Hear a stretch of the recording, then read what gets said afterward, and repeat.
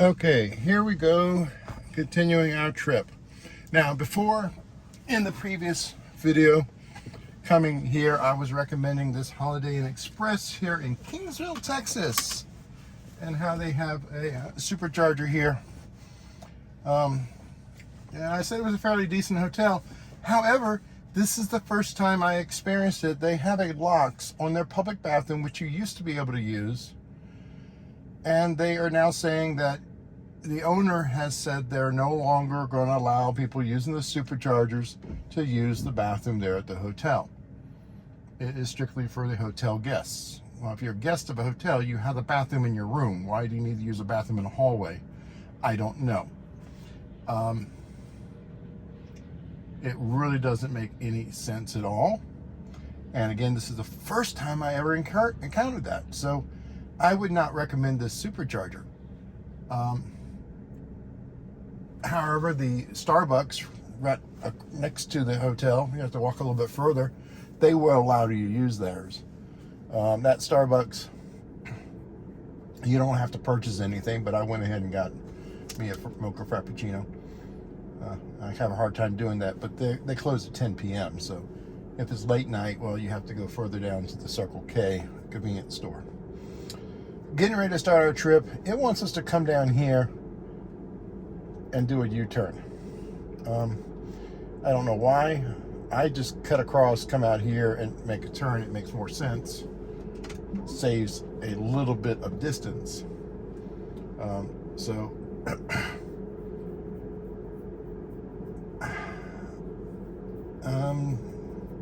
Do I want to force it? If I engage right now, let's see where it goes. It's going this way, and it's going to someplace it can't go. It's going to a dead end. Hello, you don't know the parking lot. Come on, I'm disengaging.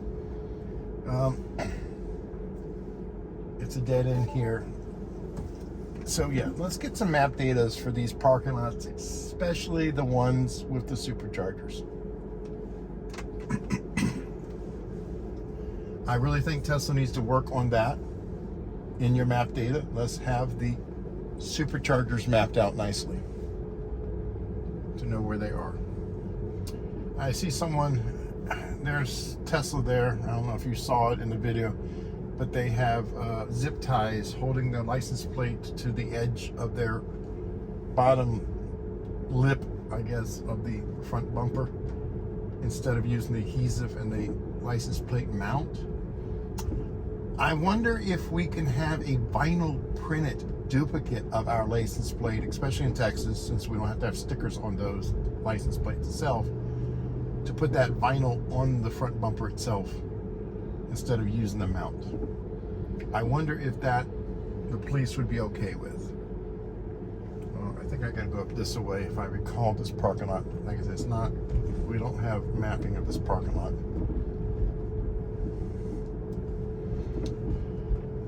We are continuing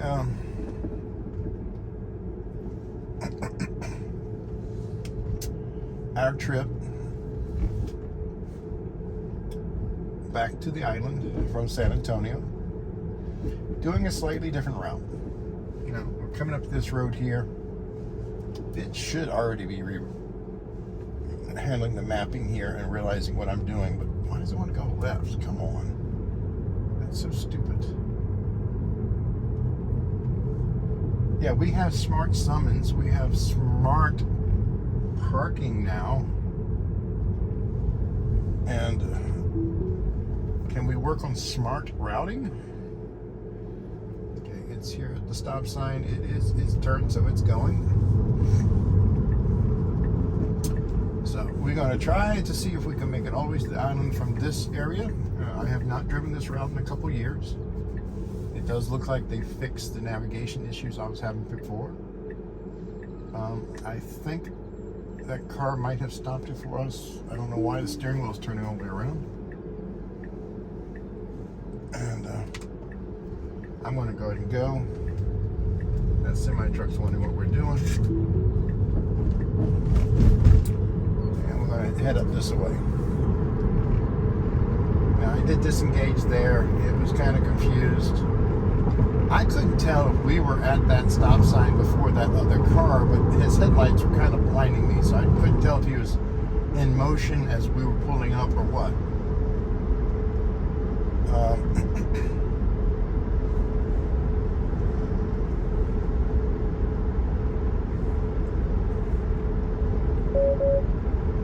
Let's pay attention to the road.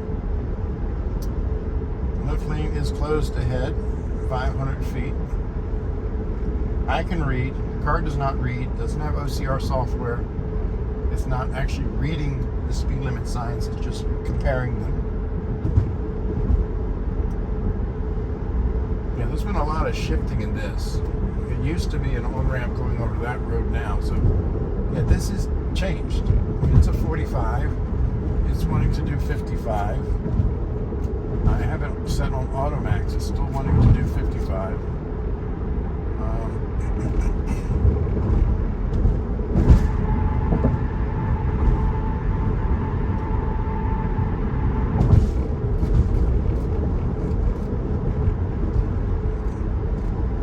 It's another 45 sign. It's still only do 56, but that's about what the rest of the traffic's doing. So it's going with the flow of traffic.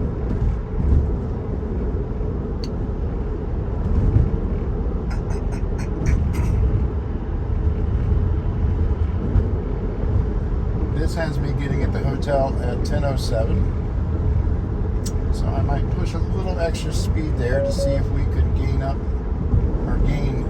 or 9 minutes over the next 2 hours. Okay, we now switched into night mode. It's that time of day. It's starting to get darker. And just to be uniform, I'll do that on my phone too.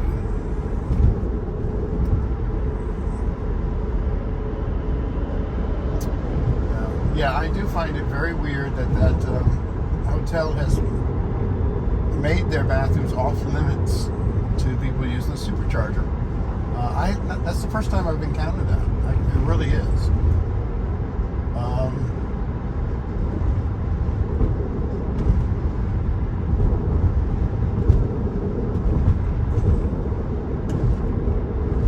So you have to use the Starbucks. They don't require you to buy something at the Starbucks. I asked, I used the bathroom first, then I bought something. So yeah, they are very pleasant there.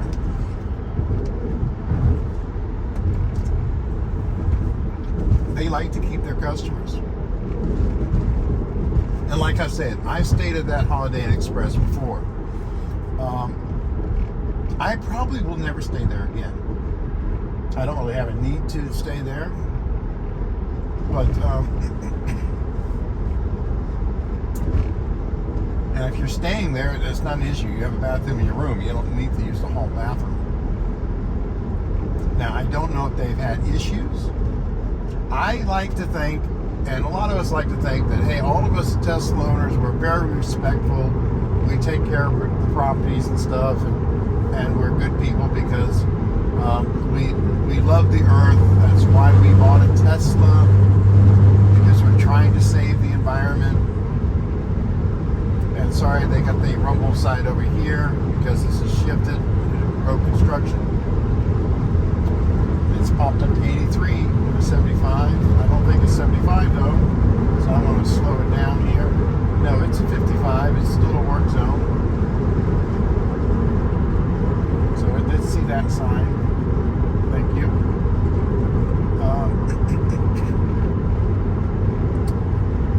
But no, unfortunately, not all Tesla owners are respectful and nice. We have our bad apples as well. I have seen quite a few. I've seen quite a few questionable ones too.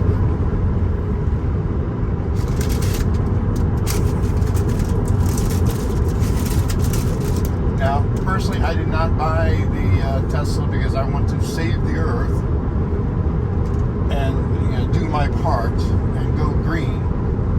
That wasn't my decision for the Tesla. My decision for the Tesla was economical. The amount of driving I did doing network installs was economical safety. The amount of driving I used to do network installs was a nightmare. And I gotta get a bite of this croissant.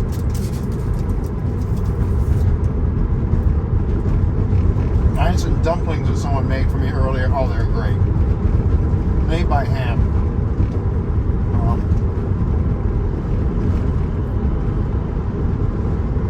Not a restaurant, a person.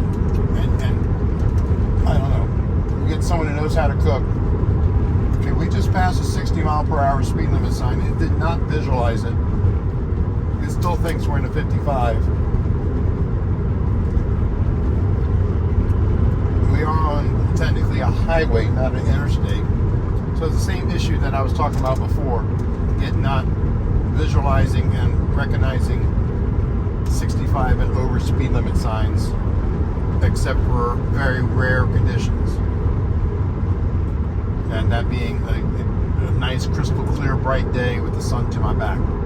Because then I guess the sign just pops out. It's not hard for it to see. It doesn't have to hunt for it or search for it.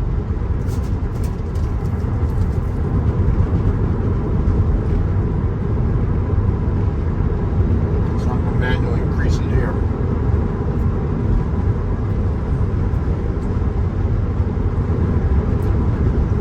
I'm currently having a Simon Westlaw moment. I forgot what I was talking about.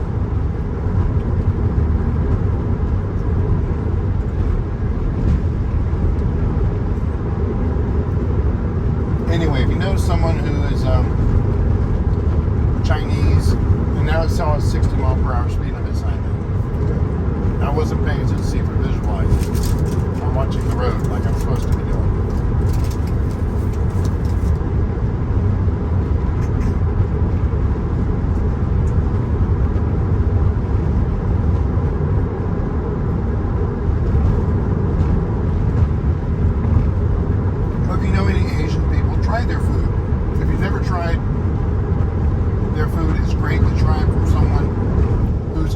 Authentically, not what you find in a store or in a restaurant.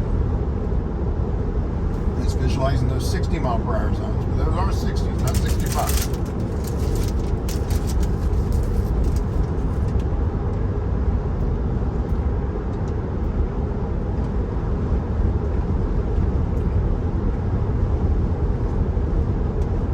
Like a lot of people, I used to love Chinese food on a Chinese buffet and what have you. And yeah, it's okay. But then to have food cooked to you or cooked for you by someone who is Chinese, who is from China, who has never tried a pizza, has never tried a hambao or hamburger. And in Chinese language, it's pronounced hambao, very close. Never tried it. You couldn't even get her to try it. So she's really hung up on cooking the way she's always cooked and grown up cooking. And oh my goodness, that food is so good. And the dishes that she can prepare in less than 20 minutes, I'm flabbergasted. Yes, I eat like a king sometimes when my girlfriend's around. The food's incredible.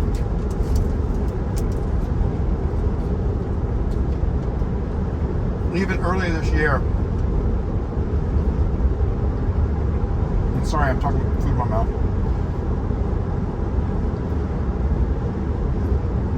Earlier this year, she was on the island with her sister from New York. Not blood sister, but someone that went to church with her in China. And was in the choir there. We were at the park on the island taking pictures of the sunset, and this guy was basically throwing away his trash. He got through cooking his dinner. The fish he caught, he had already gotten the meat off of it, and was just throwing away the bones and the head of it. And she saw what he had in the bag, and she insisted on buying it from him for $20, even though he was just going to toss it back in the lake or into the ocean there. And I'm kind of looking at her. I was like, he's throwing away. He can just give it to you. But no, she insisted on giving him $20 anyway. And she made a tofu fish head stew. Yeah, I was kind of... It's not something I would normally go and order at a restaurant or try. But with her, she doesn't give me a choice. She just starts shoving the food in my mouth. And it was very good. I have to say, I was surprised. To take something that someone would have thrown away and still be able to make a nice big meal for all three of us. You know, she can really stretch the food. And it just makes me think how much we waste.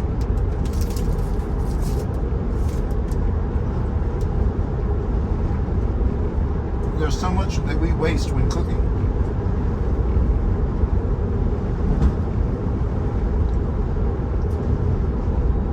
And when she cooks, the food's healthier and better.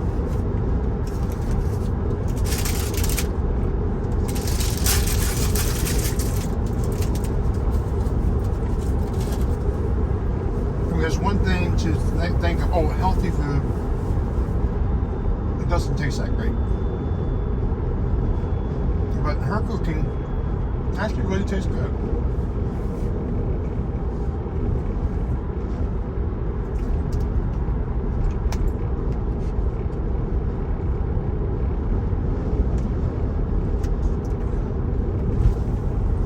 But anyway, back to what we were talking about here on the Tesla. We are heading back to the island. I have it on average, so yeah, it's taking a little bit more time passing these slower vehicles. We are seeing some rain. It's switched off the highway interstate mode and gone back into the regular street mode now. There's a 60 mile per hour speed limit sign. It knows we're in a 60 mile per hour zone. It's wanting to do 67. I would personally like it to slow down a little bit more. I'm hitting the scroll button. Oh, wait. Okay, it switched back to highway interstate. Not sure why it turned off there shortly, but I think it slows down further up here. That's why I was kind of wanting to slow down more. I think we're coming down to a speed zone where the speed limit's going to drop down. Yeah, well, we have stoplights up here. This is a highway where it can have interstate speeds, but then next thing you know, you're coming into town, dropping down to 45 miles per hour. It sees that sign.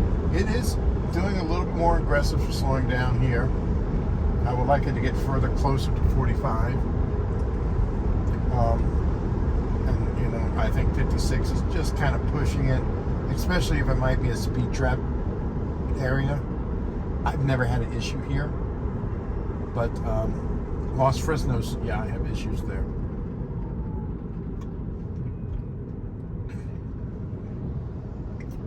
But it'd be nice to be able to, you know, have it recognize the scroll wheel when you have an Automax to tell it to come down.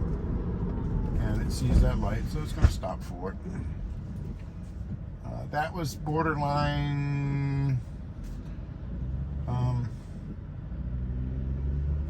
Some people would have went ahead and run that. I personally wouldn't have.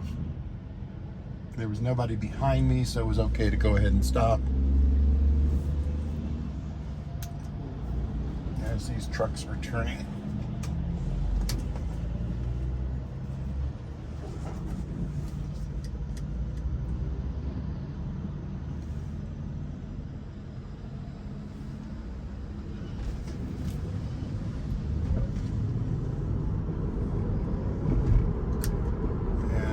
Nice acceleration off the line there. You know, what if we had a drag strip mode with full self-driving? And what I mean is if you recognize you're on a drag strip with the Christmas tree there, you have it set for a drag strip mode so that it will, and of course not being chilled, it will gun it right when that light turns. Do you think the car would have a quicker response than a driver? Because a lot of that has to do with that driver being able to see right when that light turns green and hit it.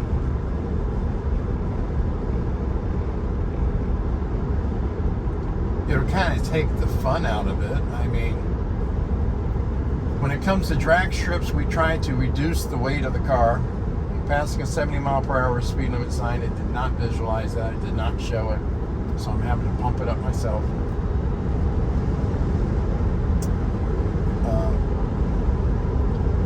Sign was reporting a 1-lane road ahead. Here comes a 75 mile per hour speed limit sign.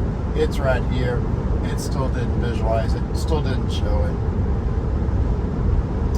So I'm pumping it up here. There's nothing in the nav data to tell it that this is a 75 zone.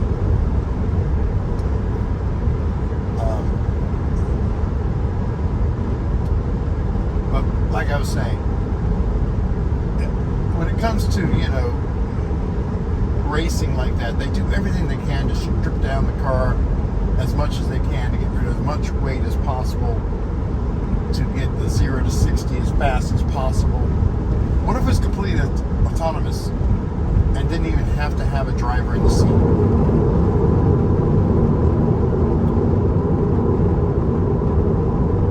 What would be the 0 to 60 in a Tesla Model S Plaid with no driver?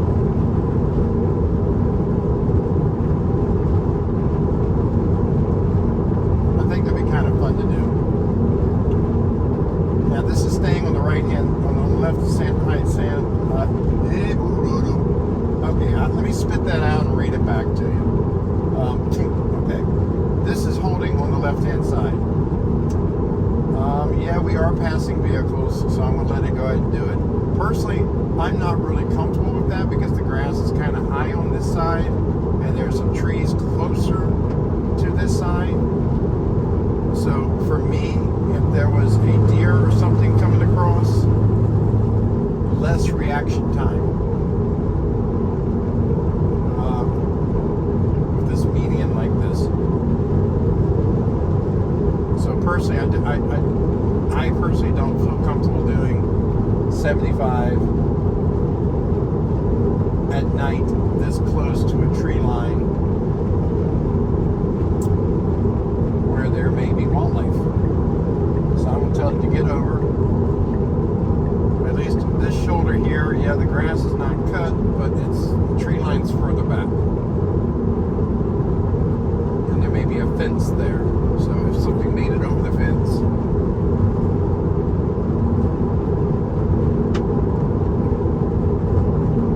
it just makes it safer to be in this lane. Because you also have the shoulder there, which is kind of like another lane.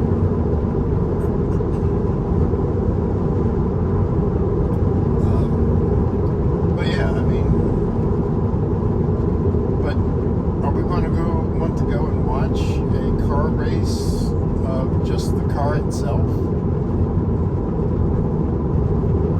This guy in front of me, he is riding on the shoulder/lane, and his speed's inconsistent.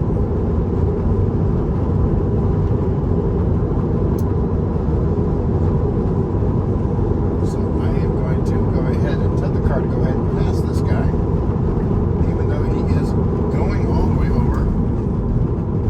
But no, he wasn't actually. He was staying in his lane. It's just these lanes are shifting. Made it look like he was going all the way over. It is saying full self-driving may be degraded. It's not raining, but it is nighttime. It is dark, and I find that when you're in the country like this, where there's no street lights or anything, you will see that degraded more. The full self-driving at nighttime really doesn't like to be out in the middle of nowhere.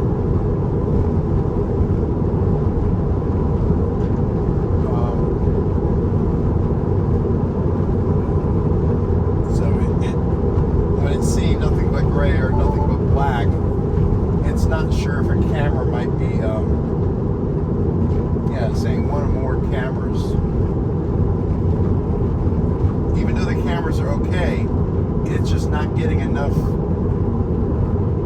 image data to say that it is seeing stuff, because there is no buildings or lights or anything.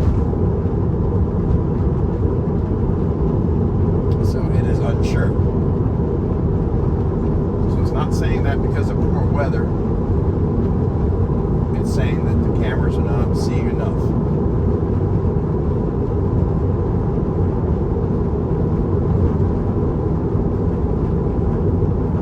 But yeah, this guy in front of us, he's kind of like all over the place.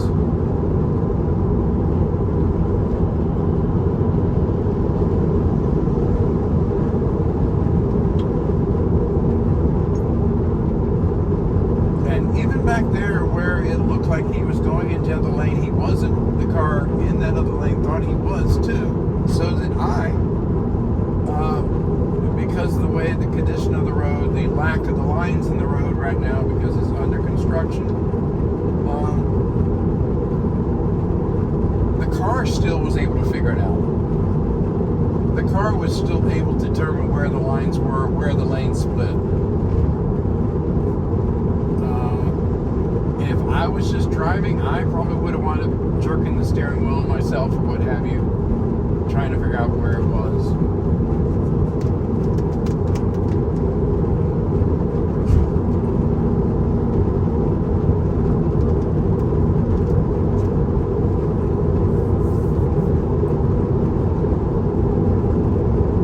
Sometimes some of this stuff can play tricks on my eyes at nighttime.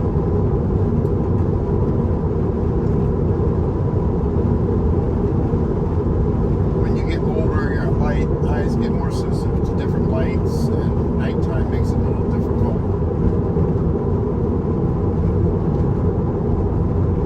We have 109 miles to go, an hour and 45 minutes of driving.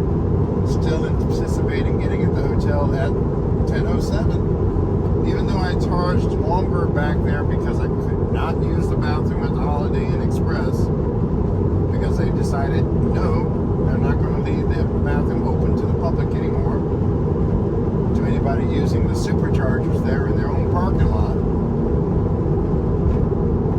which is the first. I mean, I use the supercharger at McAllen. They're in that hotel's parking lot. They don't have an issue. They let us use the bathroom all the time.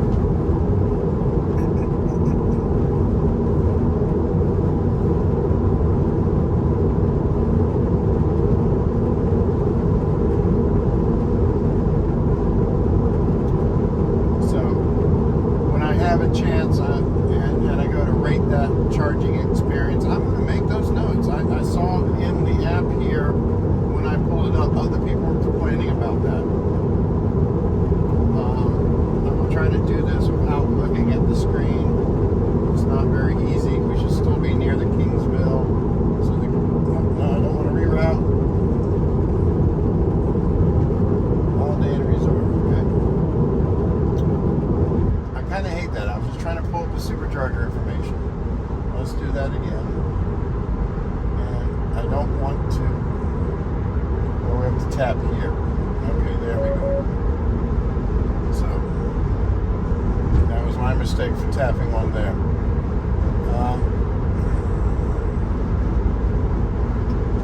It wasn't giving me the option to see that anymore.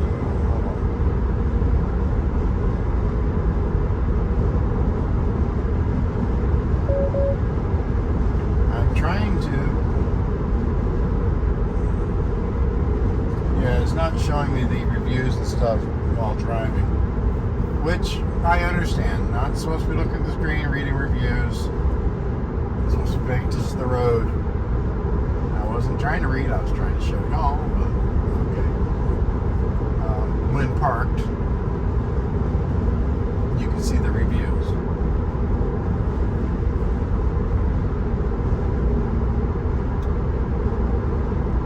Have a rest area there, just like you would on the interstate. This is a future corridor, I-69 interstate corridor.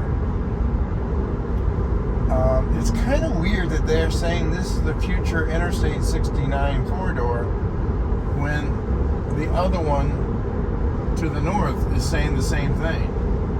Can they have two I-69 corridors? And I don't know if you noticed, we just passed a 75 mile per hour speed limit sign. Nothing visualized. Nothing showed up on there.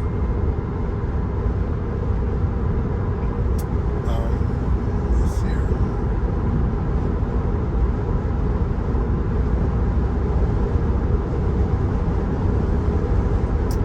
And I messaged the owner of that hotel, the Holiday Inn Express there in Kingsville, about that. And maybe they'll change that policy.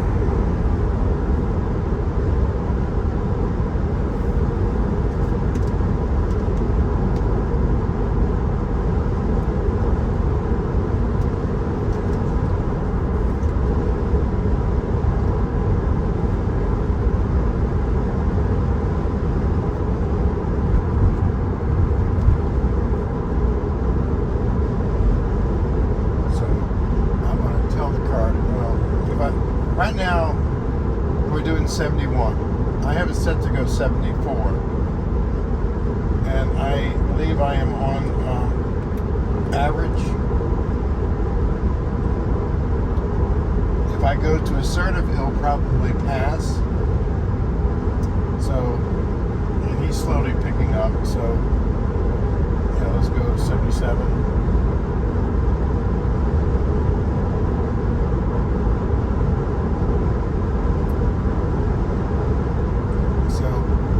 Chill, it seems like you have maybe 10 or 15 mile per hour leeway before it actually pass.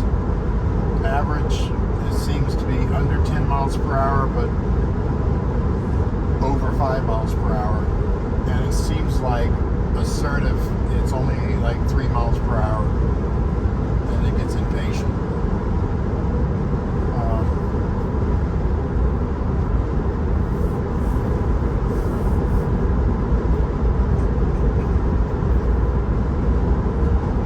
Saying 75 miles per hour. So I grabbed that somewhere from nav data. And the car wants to do 83 in that. Tesla insurance also dings you if you go over 85 miles per hour.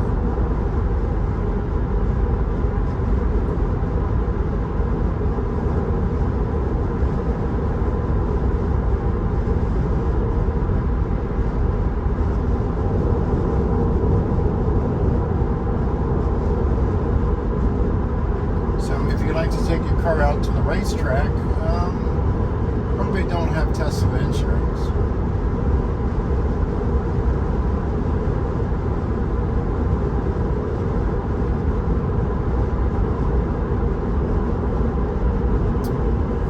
I kind of wonder, rumor has it Tesla insurance does not like or does not allow ride sharing. How is that going to work if you have Tesla insurance and you want to do robotaxi with your Tesla? Will you have to switch different insurance?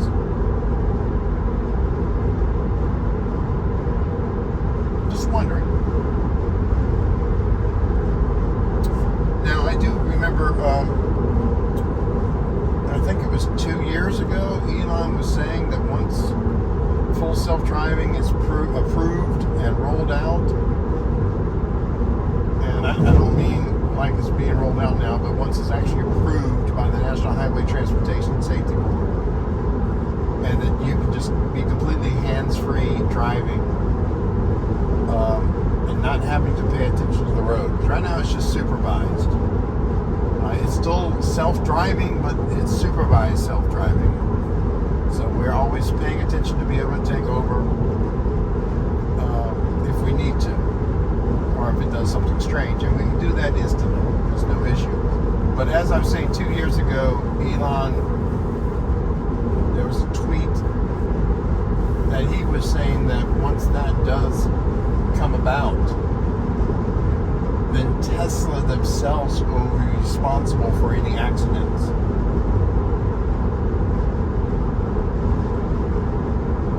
So I'm wondering if they're going to actually do that or not. I wonder,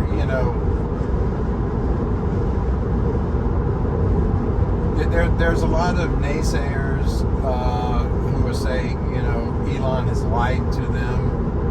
And I understand their point. He technically, a lot of it is missing a date. He is very optimistic on the dates, and things sometimes don't go the way you hope them to, and it takes longer. Some people, they have no leeway. I've known someone before that if you said you're going to be home at 6 o'clock, you need to be home at 6 o'clock. If you're home at 5:59, you are a liar. If you're home at 6:01, you are a liar.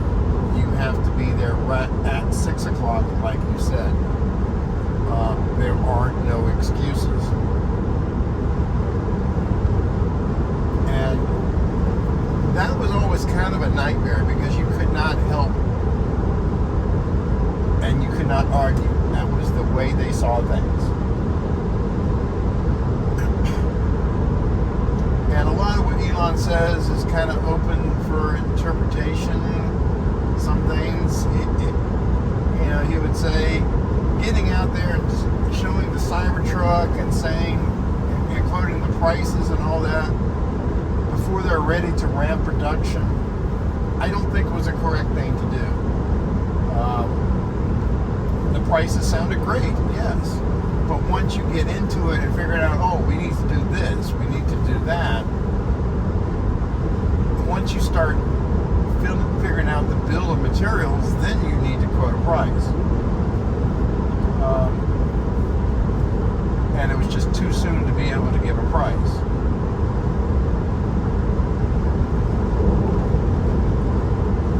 But they are delivering the Cybertrucks, and they are a lot cheaper than what people thought.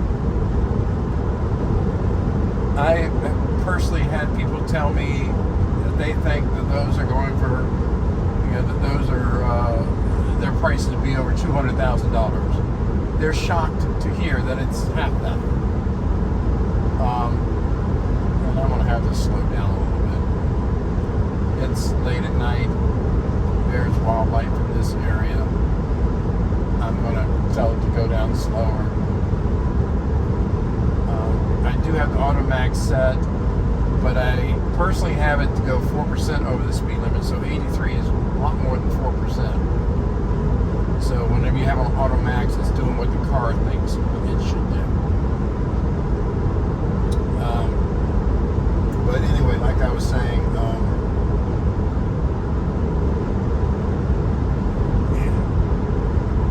it's not as expensive as people thought it was.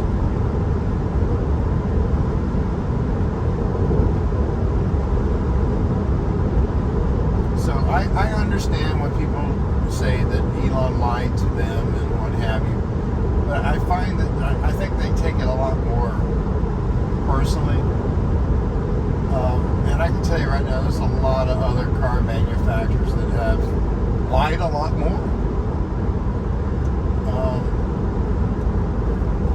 And they've been caught at it, fake EPA mileage and stuff. When it comes to range, people are talking about how the range decreases in the Cybertruck when you're towing. Well, yeah, the truth is, in a gas pickup truck, you burn more gas when you're towing. your range is going to decrease as well. Yeah, you'll have a lot bigger gas tanks. Yeah, y'all can go a lot further on what you have in a tank. So it's not as noticeable. You have more gas stations, so it's not a big deal. The charging times are a lot faster than what people think.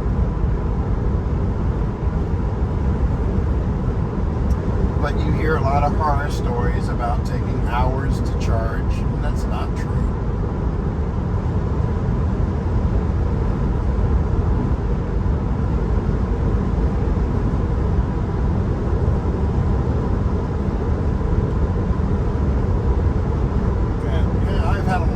I've been up since, 6:30 this morning, having to deal with the traffic going through Austin. I'm glad I'm in a Tesla. I'm glad I was just sitting there in that traffic, stop and go traffic. I was able to relax. I was able to carry a conversation on with my girlfriend while the car did the handling of that situation. And that was going all the way through Austin and into San Antonio, through a whole bunch of different construction areas and a whole bunch of traffic, bumper to bumper traffic, and the car handling it all. It made it more relaxing for me, and I was able just to, chill and not have to stress about it.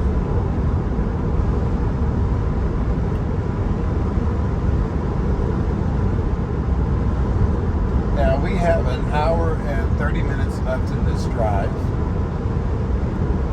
and we currently have an ETA of 10:05. I'm doing 5 over 75, so I should be able to shave a couple of minutes off of that.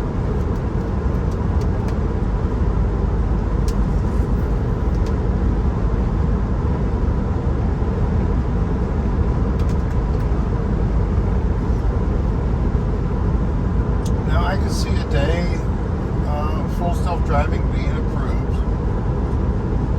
to kick back and go to sleep while the car drives.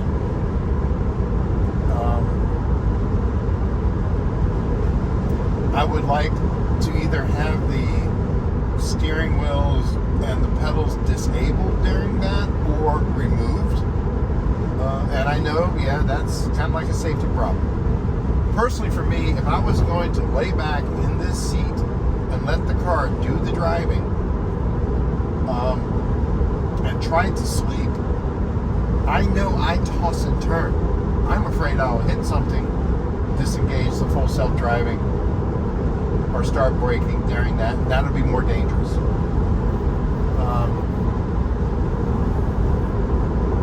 So yeah, I would rather be in the passenger seat and kick back and do that.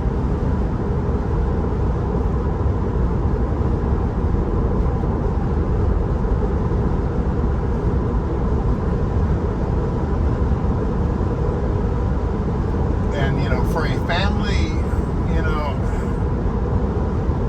you may not have a bunch of seats available to have an empty driver's seat doing a road trip like that. But that'd be kind of nice.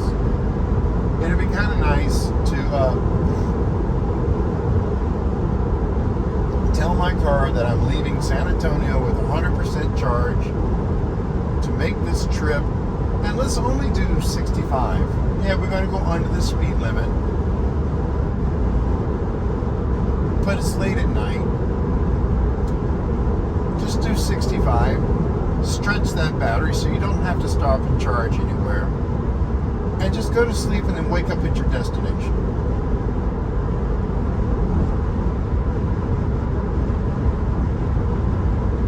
I mean, that would be great.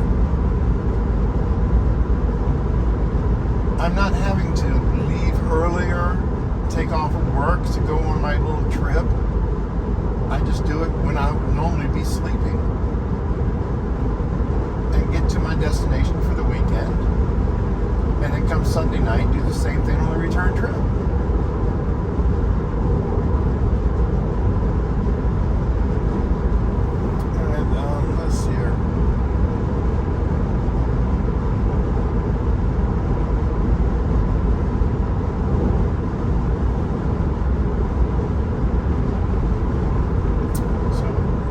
uploading one of my videos, and I just got to going through the YouTube checks. I have a bunch of videos uploading. I still have to work on my time-lapse videos. I've been driving. That'd be another nice thing. It'd be nice. I could do it if I didn't have to pay attention to the road. Using the AV glasses, I can sit here and work on my videos or pictures while the car is doing the driving. That'll give me a lot more productive time on these trips to be able to work on your presentation, your YouTube video, or any of that while the car is doing the driving for you. That would just make life more productive and get things done more.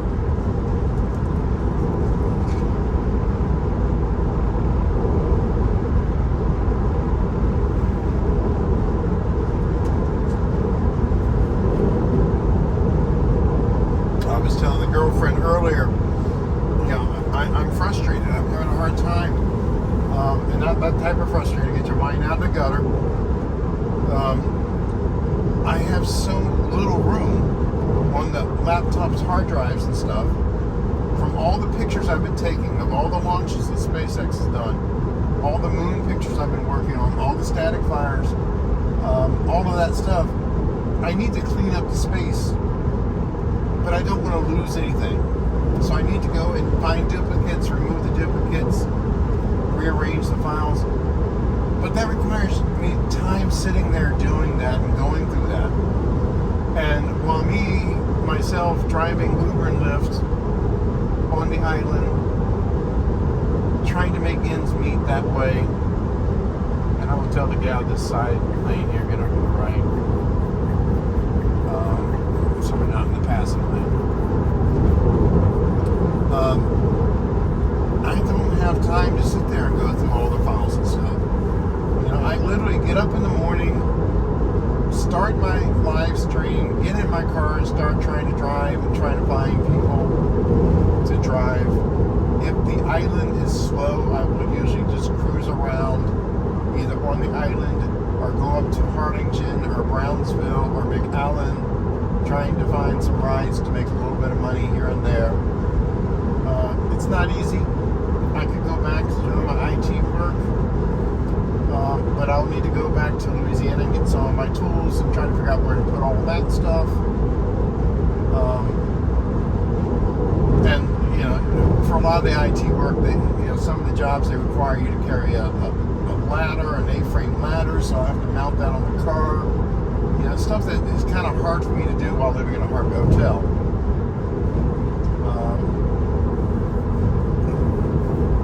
I own my own home and property in Louisiana. I don't have a home here in Texas. I'm staying at a hotel on the island.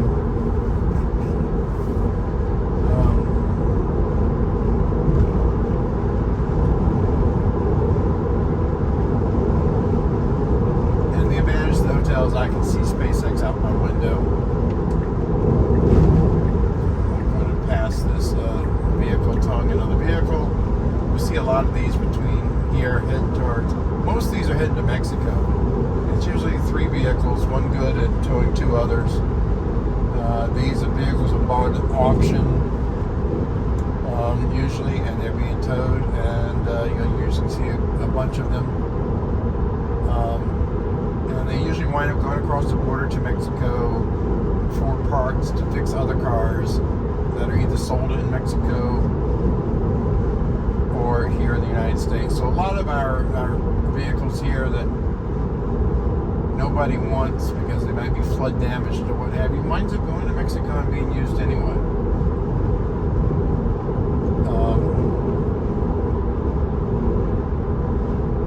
But yeah, this stretch of road, you will always see some of these multi-cars being towed. And I do mean always. You'll see several every hour, 24 hours a day, 7 days a week. It's kind of mind-boggling just how many of these cars are being taken to Mexico.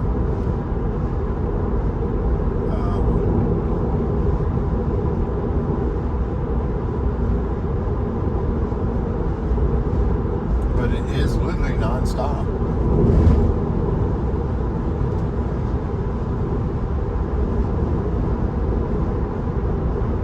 It's to the point that anytime I drive anybody to the Harlingen Airport, going to the island, from the island, and using the interstate to the airport, and to go back to the island using the airport, I always see this. The 3 cars heading back.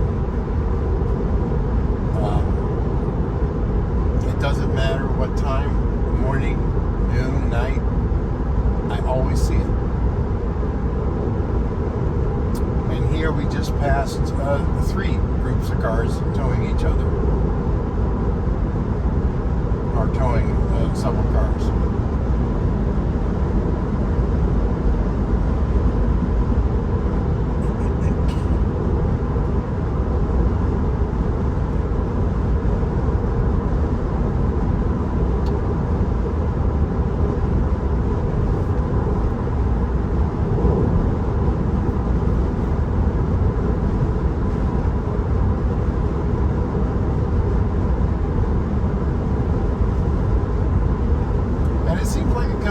Every different direction, you know, even all over McAllen, I see them heading out there from different directions.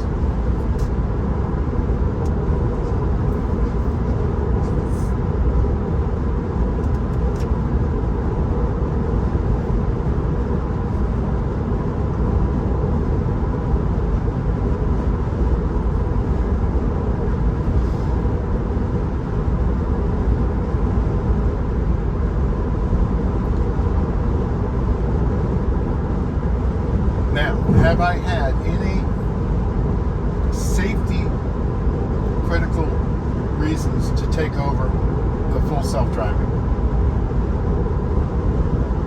No, it's been quite a long time.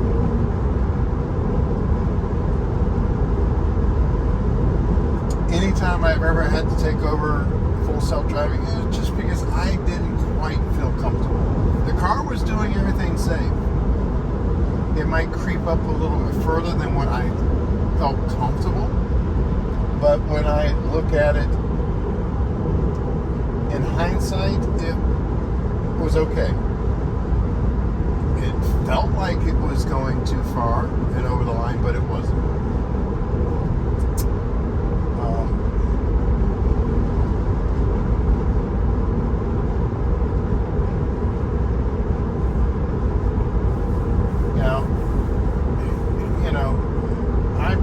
Security. My company name was Paranoid Time Network Security, and you know, my slogan was "Why be paranoid?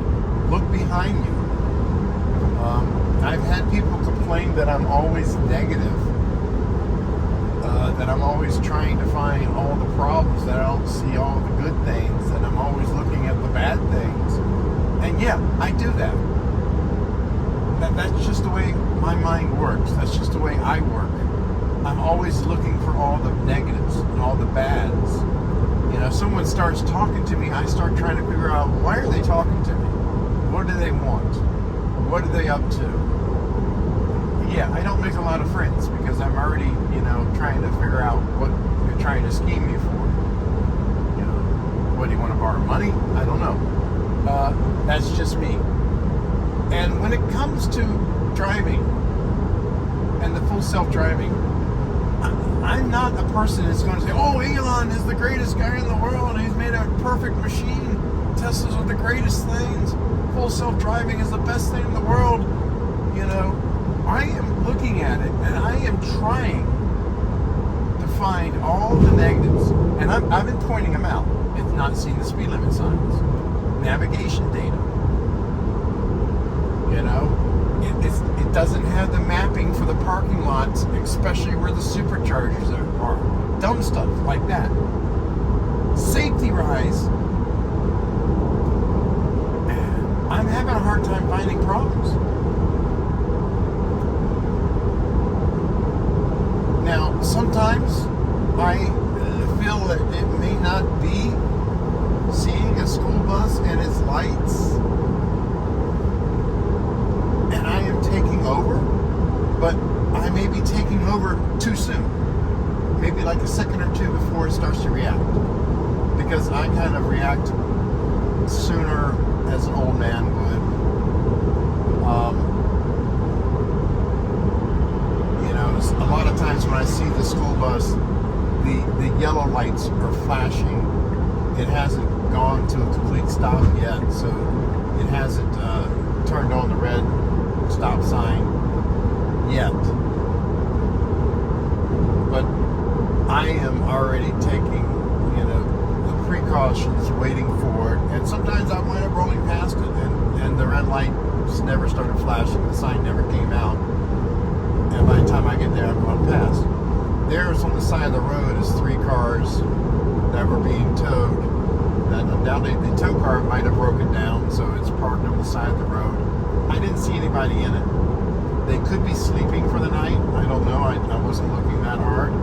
It looks like we might have. No, that's just a sign. But sometimes when they break down, they just abandon them and leave them there. But anyway, like I say, you know, I kind of am a little bit more cautious, so I will stop a little bit earlier.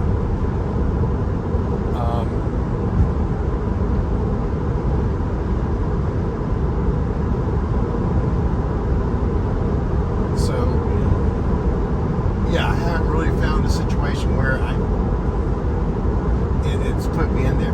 Now, I would love to get somebody who drives a school bus and not have kids on it, and let's try it, and let's see what happens in a controlled test, not technically a controlled environment. It's one thing to do it on a restricted track where you do it over and over again. Yeah, it may get that. It may get that. But let's do it in a random place, uncontrolled area, but controlled. And, you know, just talk to the local law enforcement, say, in this section area, we just want to test something. So we just want to let you know that we want to see if it's seeing the sign. You know, let them know that, you know, hey, just don't give us a ticket. Just pause traffic, you know, if they'll let you do that. And find out. That would be nice.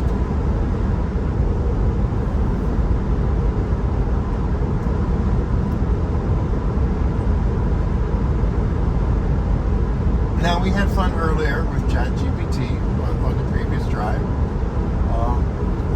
I did that also on another ride, and I actually uploaded that. That video might be coming out soon.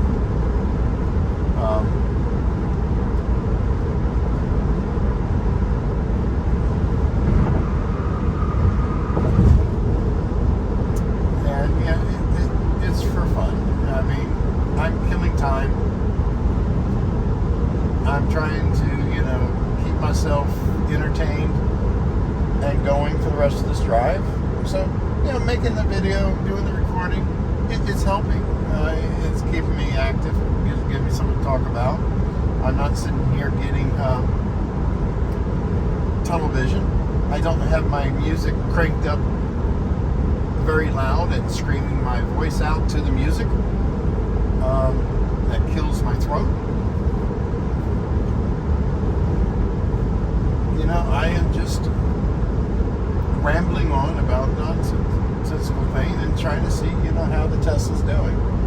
It's not a very complicated drive, and it's handling it beautifully and expected. There's a 75 sign, not visualized.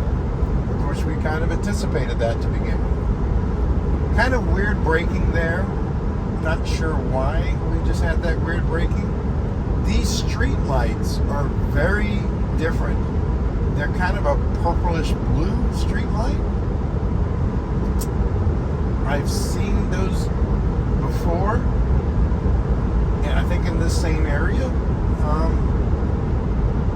I haven't really seen it elsewhere. I don't know how I feel about those.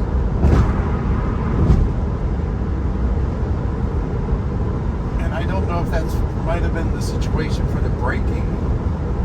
You know, we got some more of those over there. They seem to provide fairly good lighting, but they're not harsh on the eyes. I think they're LED.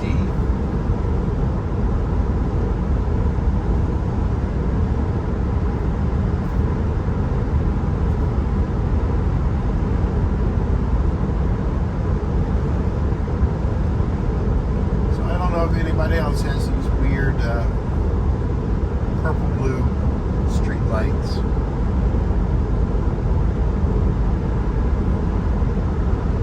I wonder if that decreases insects. There's other ones that are just completely white.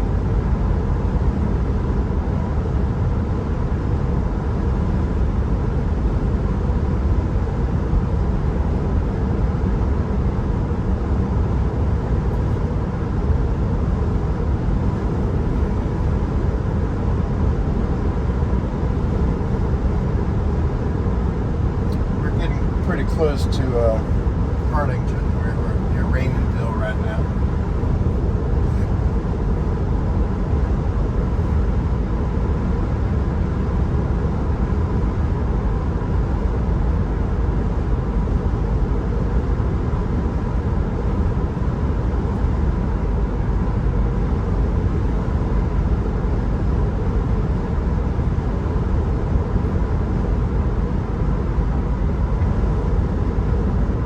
Where the road is actually now Interstate 65, or 69, sorry. So it's changed from a highway to the actual interstate. Not sure how far back ago that it switched,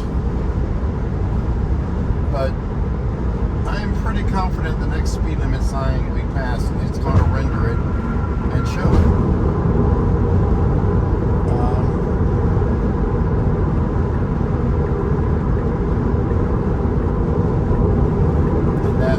Might be because it's now in a true interstate mode. So there's a lot less that it needs to look for. So it can spend a little bit better time looking at those things. Because it doesn't have to look to see if there is crossing traffic coming up. It doesn't have to look for, traffic lights that might show up.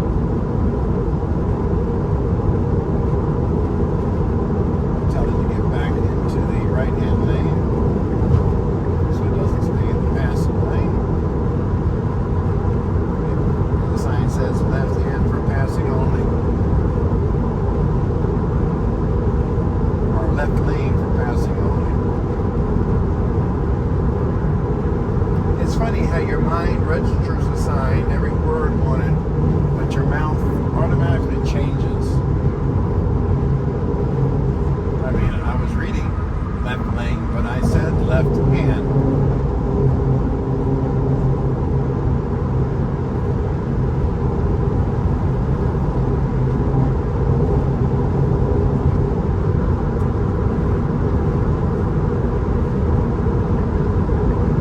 And it's wanting to pass this vehicle here. I'm going to tell it to slow down. Okay, we're coming up to another speed limit sign right here. It's a 75. It's visualizing it. It sees it. That's because it is in a pure interstate mode.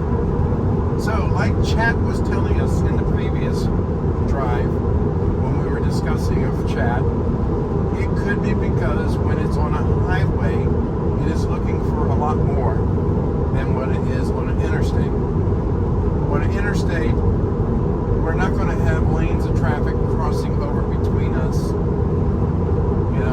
from left to right, where we might have to stop.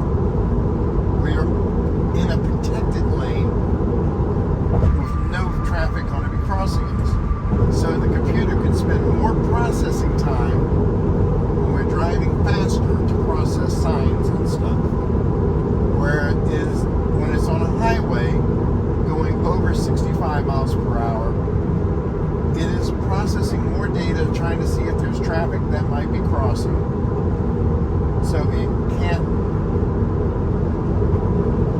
spend all that processing time on all the signs. It kind of makes sense, but it makes sense. It's not like it kind of makes sense. It does make sense. It's prioritizing what it's processing. Now, here we go. Here's another group of 3 cars. And yet another group of 3 cars. And because of their lights, this thing is slowing down.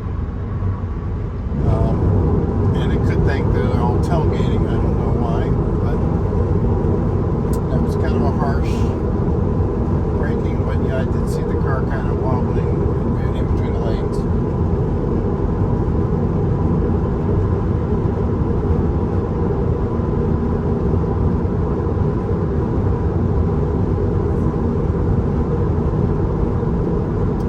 Now, I mean, it could also be that it saw the 3 cars there so close together that it might have been anticipating someone's going to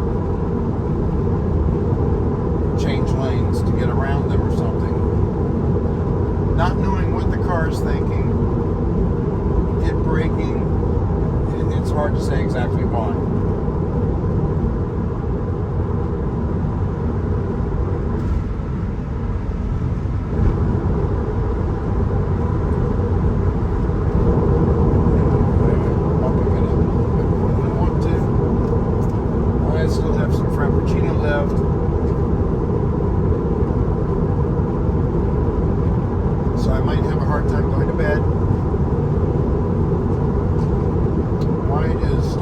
Give me a straw that's shorter than the cup, making it fall in. I don't know.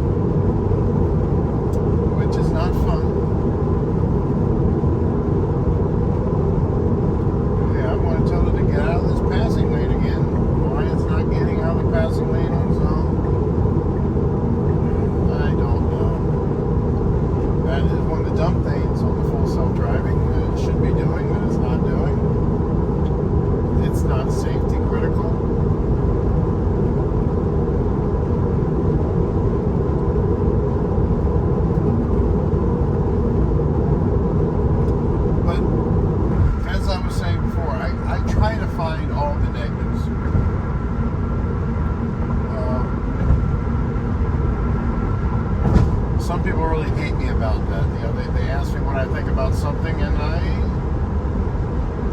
try to point out all the negatives. It doesn't go over too well with the girlfriend when they say, "How do I look?" And I'm like, "Well, you know, the eyebrows are a little crooked." I mean, you asked me, I answered. Sorry.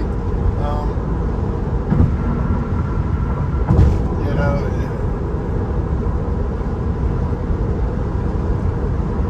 It's hard when I'm used to doing that.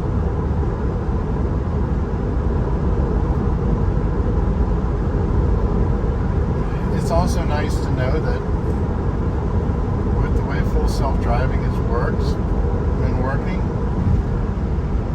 I don't really see that many issues. And the stuff I do see all boils down to stupid navigational data.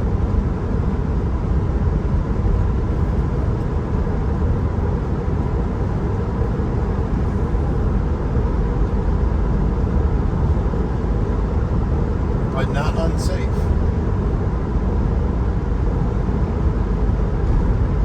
Just dumb nav data.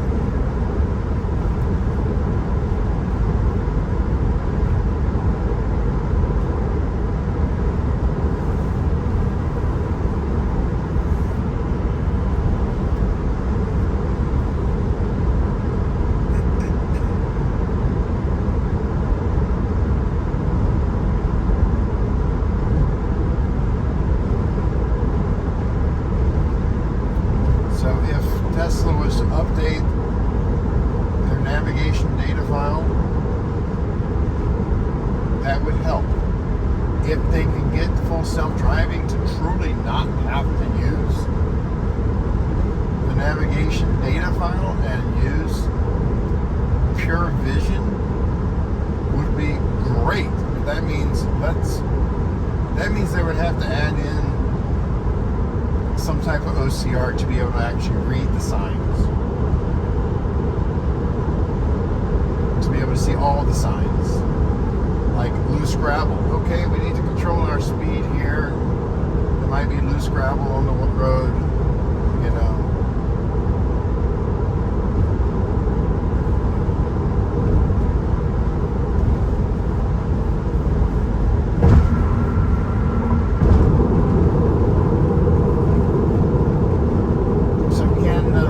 Self-driving work with absolutely no navigation data?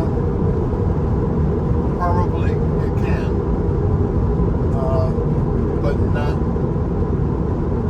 very well. The navigation data definitely helps it. There's a 75 sign. It's seeing it, it's visualizing it, so it's doing good.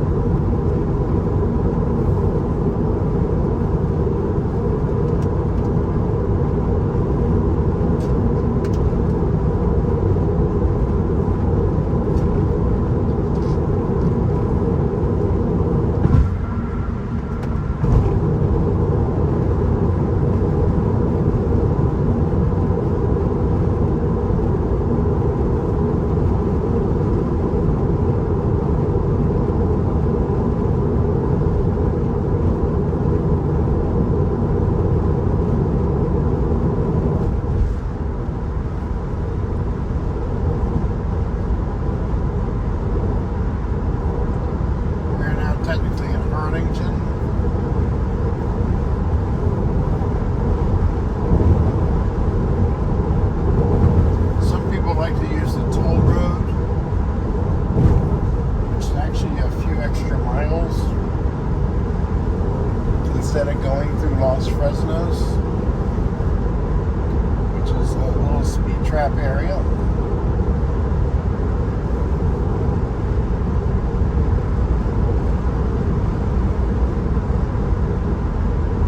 The toll road every now and then, but not when coming back this way, because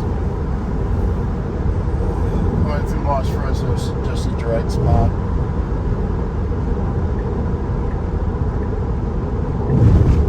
Okay, the car is thinking about changing lanes because of this vehicle going way too slow.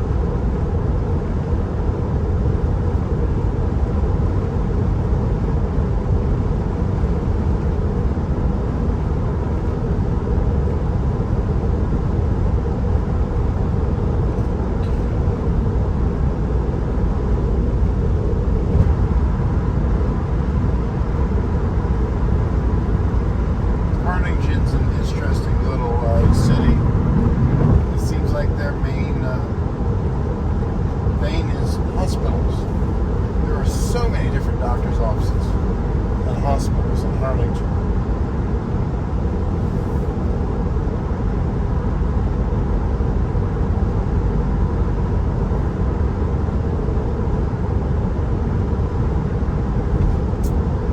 Oh, and when I installed this 12.3.6 software, I did charge up to a 100% again, and I still have about 260 miles of range.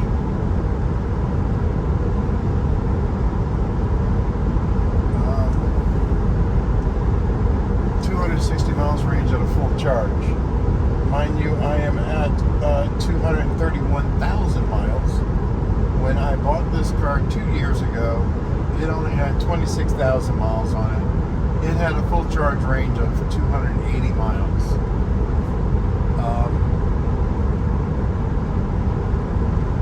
So yeah, the degradation has not been that bad. I did do like a battery balancing of it. And man, on this ride, I'm only doing 7% efficiency. Sorry, I'm going to get off track. And that was able to get me up to 290 at one point. So I'll try to pull this up here while I'm driving here. And this is, you can see the range here. And the battery curve of the miles, it kind of mellows out.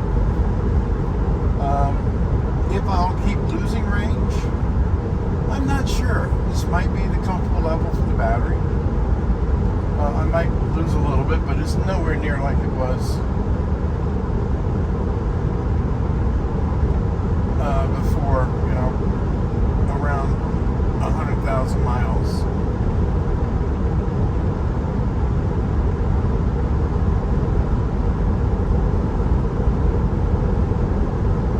Yeah, it looks like around 100,000 miles, that was where it was really dipping.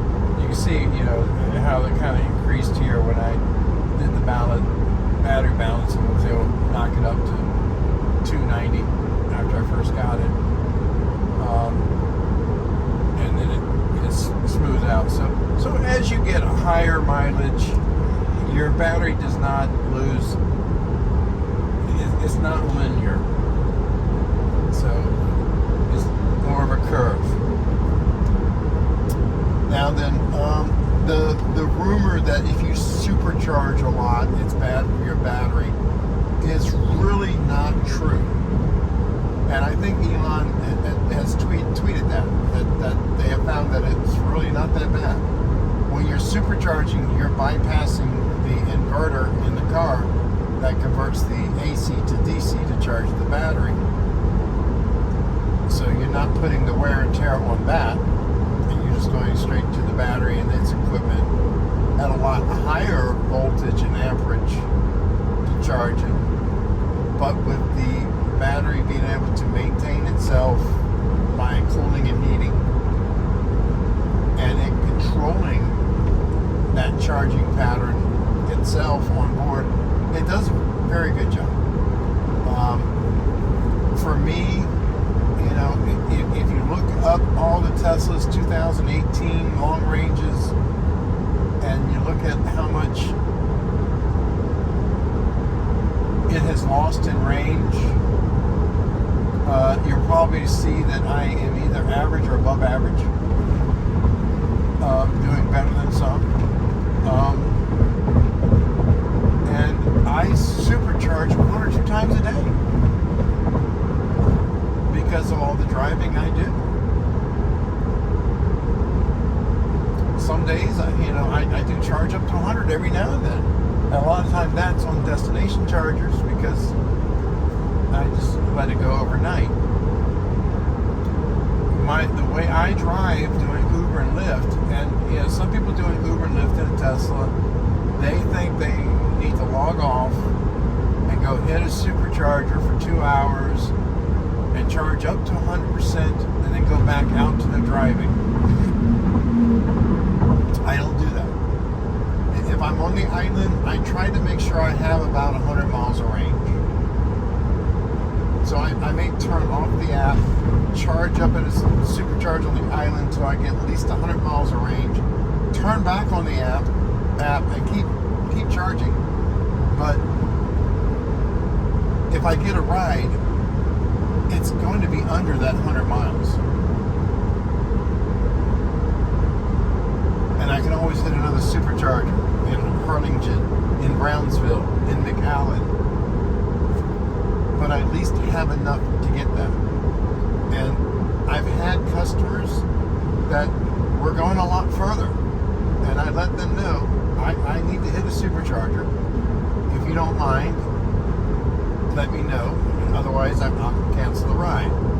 And they were shocked. I would hit the supercharger in Harlingen for like 6 minutes.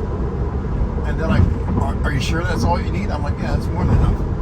And they're shocked how quick it can be to get them to their destination. I had a ride from the island to San Antonio once. And I let the guy know that I need to hit the superchargers on the way. And the first supercharger, we were there for 9 minutes. The second one, we were there for 11 minutes. And all the way up to San Antonio, which was good for him because he needed to stretch and use the bathroom anyway. And it's a fairly long drive. He was really shocked how quick it went. And I was able to get that destination. So it's not like I had to take 2 hours off.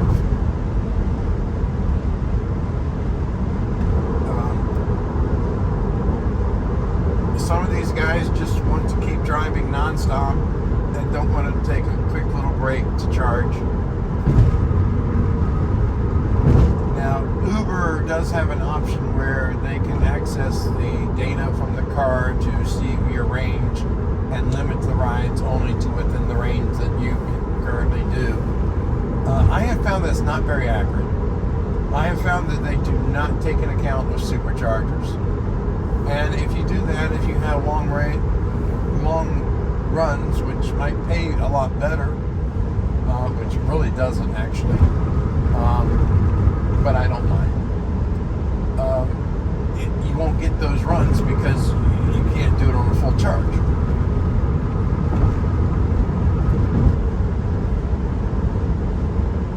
So Uber needs to kind of work on their app. When it comes to Tesla's, Cybercab ride sharing option, I'm not sure if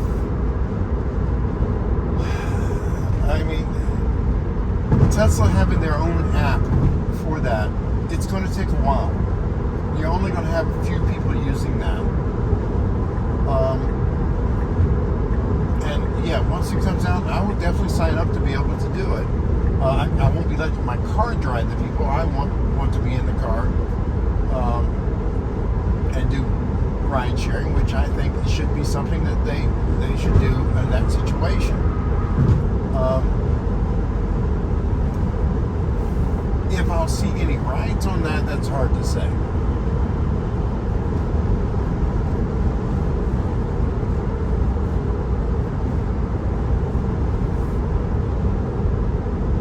Uber is still the number one known one. And I do both Uber and Lyft. I could go an entire day with both apps running and maybe have one Lyft ride and 10 Uber rides. Which, on this island, on a slow day, that's actually pretty good. It gets kind of bad out here sometimes. But Uber seems to be the one that people know the most. So to have a new app out or a new company doing ride shares will have a hard time because there has to be a lot of advertising to get it out there. This is where Elon could have probably benefited buying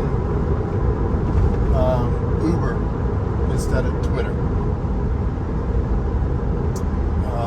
Uber's still losing money, even though they are, taking an outrageous portion.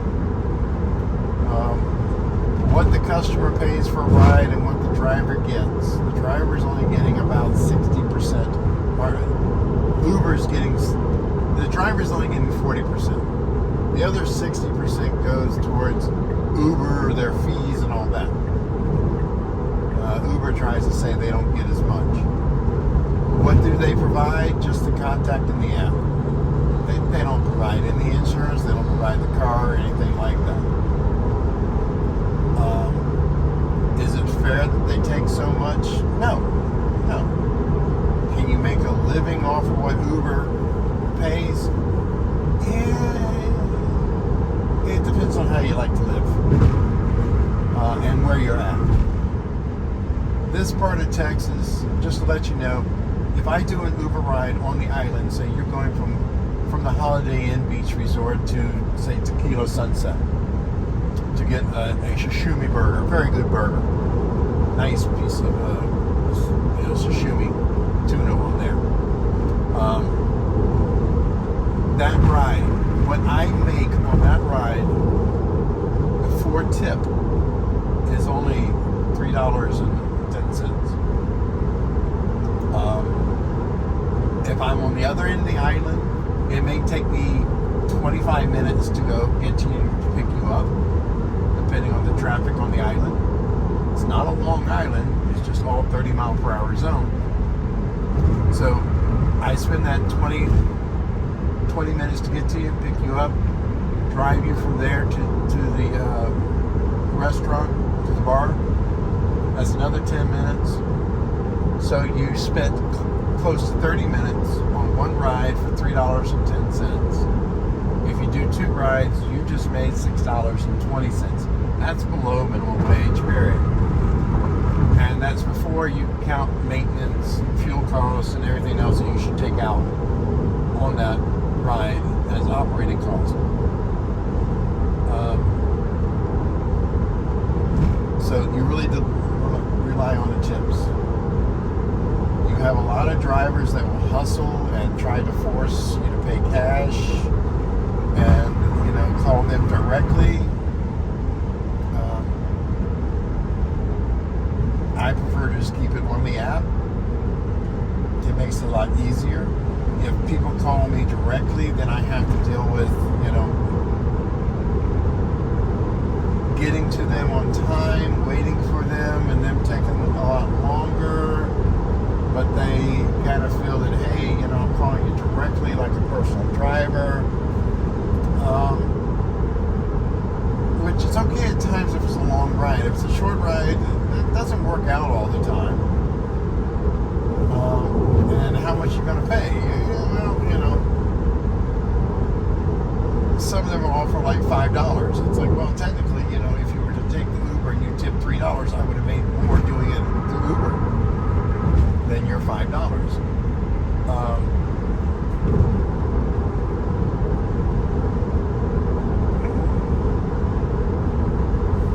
So yeah, you do get people who don't want to pay much. You get other people who are more than generous.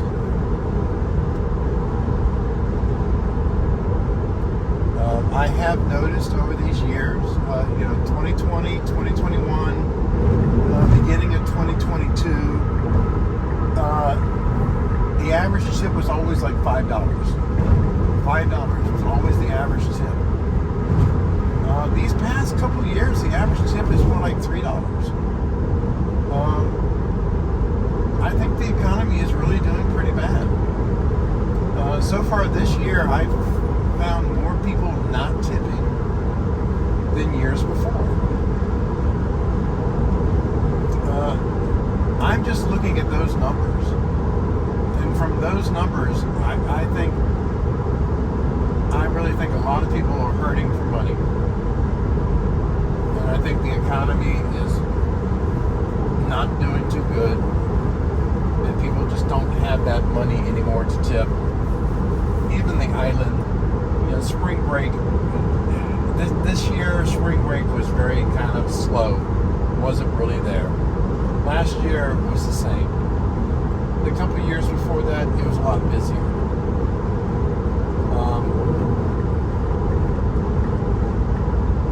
It seems like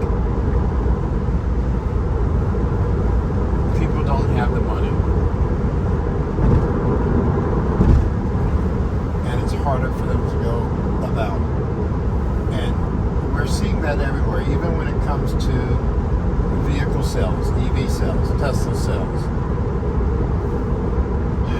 It's hard because Tesla now has the Cybertruck out, and it's not a cheap vehicle, and it is being released and produced and finally sold at the worst possible time. It is selling. They are producing them even today. You know, between San Antonio and Austin, I saw a semi-truck with five Tesla Cybertrucks on it and 2 Model Ys being transported for delivery.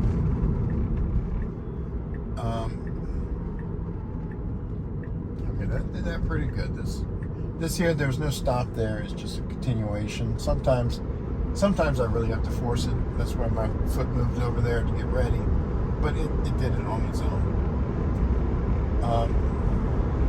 But no, I mean, 5 Tesla Cybertrucks and 2 Model Ys for delivery. But across the board, people are having a hard time money. And that's hurting everybody's sales. Interest rates are high.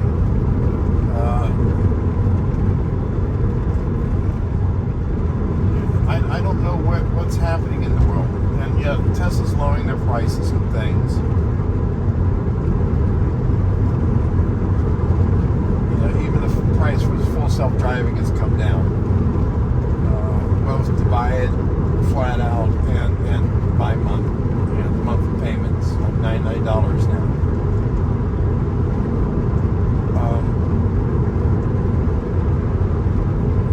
Yeah, even for me, I'm my Twitter, BWiz65. That's WIS, not WIZ. Last name is Wisner. It's part of my last name. It's always what I've been called, the Whiz Kid. My dad went just by Wiz.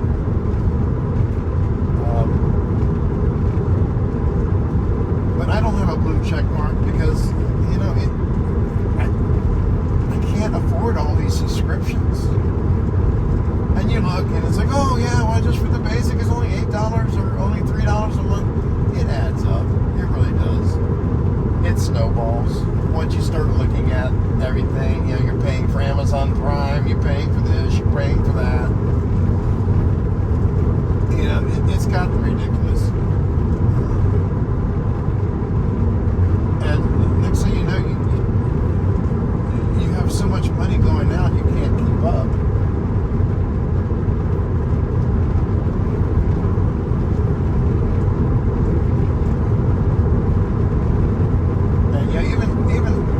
I noticed that, my monthly subscription to Hulu has been charged to my credit card. And I'm sitting there thinking, it's like, when was the last time I watched anything on Hulu? And it's been a good 7 months, 8 months.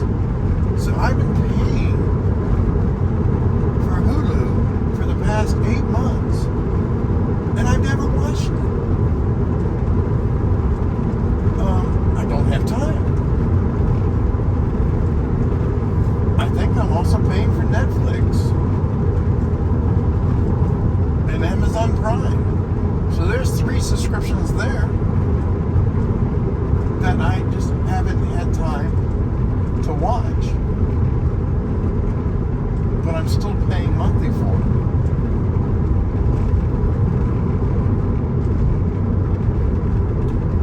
it. So I need to remind myself that I need to cancel those subscriptions. Amazon Prime, you get next day delivery. No, I don't. Not to the island.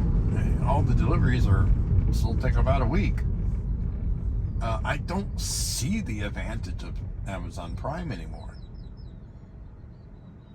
I think it's really funny that they have a lot of the extra services on Amazon. I mean, even my doctor was kind of shocked when I mentioned that, hey, did you know on Amazon you can now get medical coverage? What was that? Oh, someone's Tesla. Can't go back to it. But it's like, they now have medical virtual doctor's appointment. Doctors. I can't find it off. You have to search for it. But no, you can subscribe for a virtual doctor on Amazon now.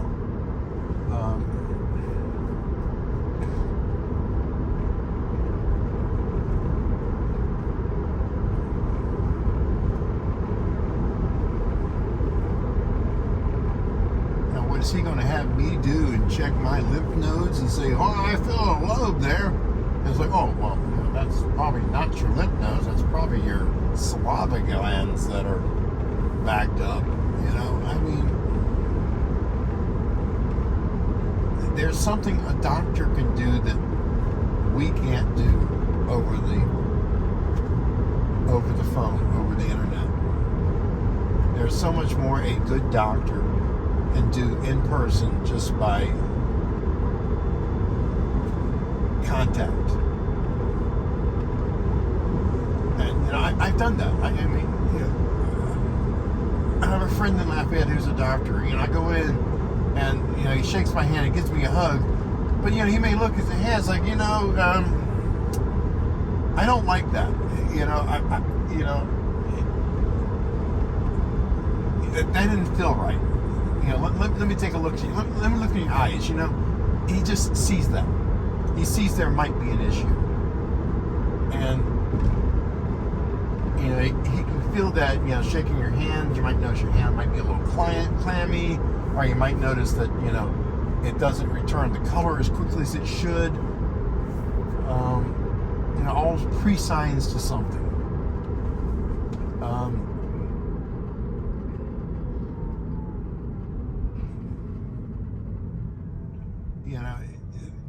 That's something you can't get over the internet.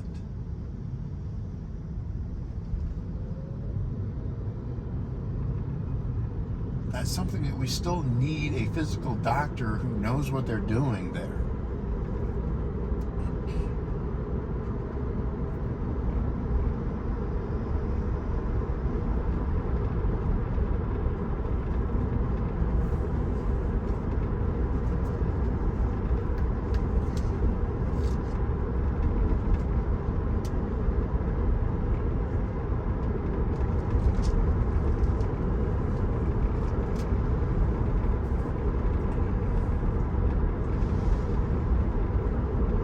And this conversation for this ride has been all over the place. I really thank you if you're listening, if you've listened to it, and if you found something entertaining, it's nice. As we're nearing the end of this trip here, 29 more minutes to go. I think the car wash is closed. Naturally, so I'm not going to hit the car wash. Could use it.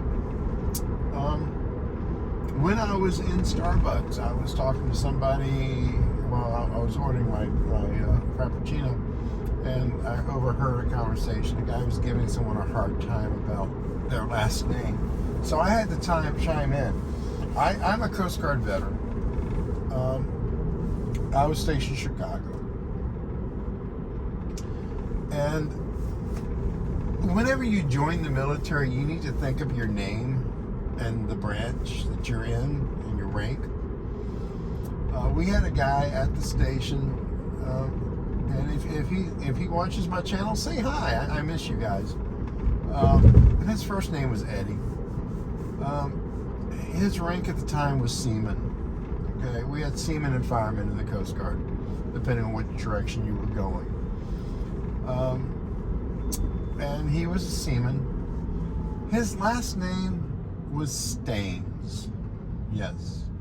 His name tag said Seaman Staines. Being Coast Guard, we did not let that go without... we couldn't leave that alone. I have to tell you, we had Seaman Staines all over our station. Anytime we had the chance, we were making fun of that. that is something where, you know, he should have probably went rank of fireman. But yeah, even then, you know, even when we had somebody coming by doing an inspection of the station, they kind of saw his name tag and wanted to know if this was a joke or if that was his real name. Unfortunately, it was. You know, yeah, you got to rag him, and he's a good spirit. He took it. It was a camaraderie, but yeah, it's funny when you got interesting last names.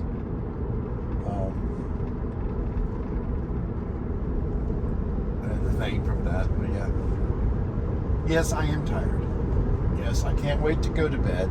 I have a lot to take in. I still want to try to get some things uploaded and done. I need to pull the camera video or the cards from the cameras. I need to stop the live stream that's going on from today, since it's already too dark, and YouTube only will save the first 12 hours of the live stream. So if the live stream goes over 12 hours, anything after 12 hours is lost. And if it's way too far over 12 hours, you might lose it all.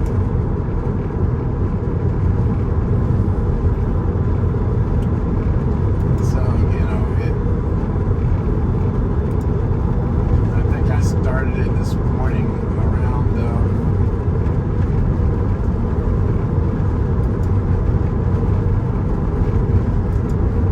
around 7-ish, and we're getting close to 9:30, so it's been quite a while.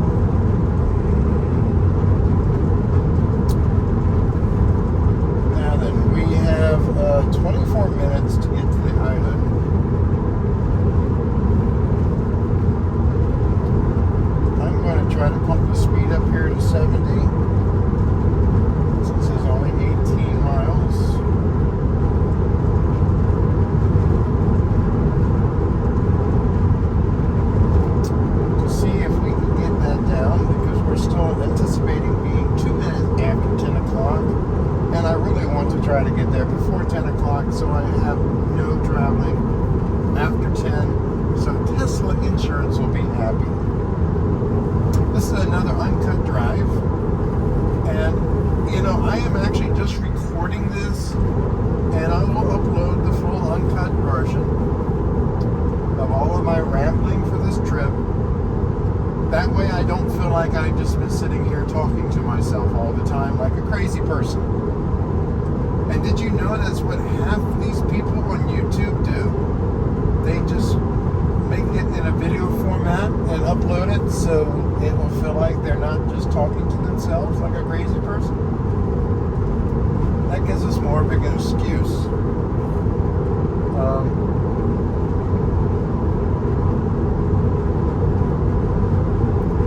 And sometimes thinking about things out loud, you get to hear it yourself and think about it.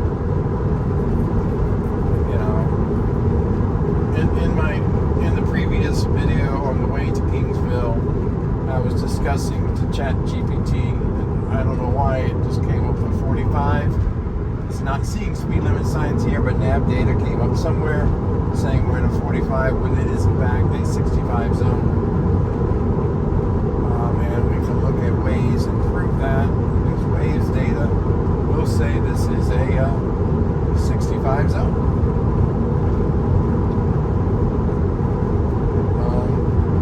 Yeah, the same issue I always have. Bad navigation data, not the car. Not the full self-driving, just navigation, nav data. But anyway, like I was saying, I was discussing with ChatGPT about colonizing Mars. And about things we should do. I mean, yeah, we can have our own grown meat substitutes and farming stuff for the civilization. But for human beings, we really need real protein, real meat.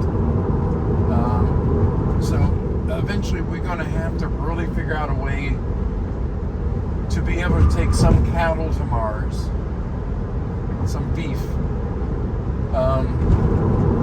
some chickens, things that we can use to sustain ourselves. Cattle will be nice because then you will have milk and then beef, and just repeat the process there. They have calves, milk, beef. You're able to get a lot out of a cow in just one thing. Chickens laying eggs, chicken meat. Laying eggs, chicken meat.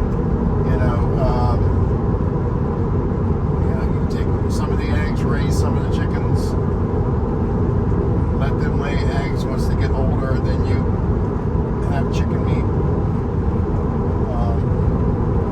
But also with the cows and the chickens producing their feces, that can be used for fertilizer for crops growing on the planet.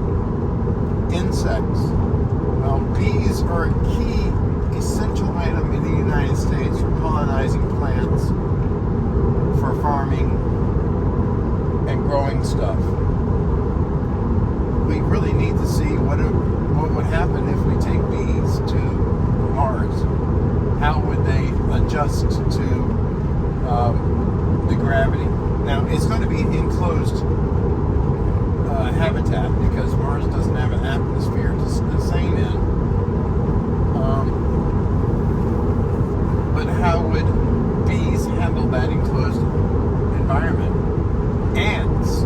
We don't think much ants, but ants do wonders. They oxygenate the soil. They tunnel under the ground. They're like nature's tillers to turn the soil over. And they also bring nutrients into the soil. So ants do a lot more than what people think they do. A lot of these insects do more than what we think they do. There's a lot in nature that we don't really think of, but they're needed. Yeah, let's colonize Mars. Let's get man on another planet. But what about the rest of the life on Earth? The rest of the other creatures. What creatures will we bring from Earth to Mars? Cats and dogs? Man's best friend? How much do we take? There is so much on Earth that relies on each other. We don't like mosquitoes. Mosquitoes are a pain. They bite. They suck blood. They itch. They seem like they're pointless, but they're actually a food source for a lot of bats, for a lot of birds. So, in a way, they are needed.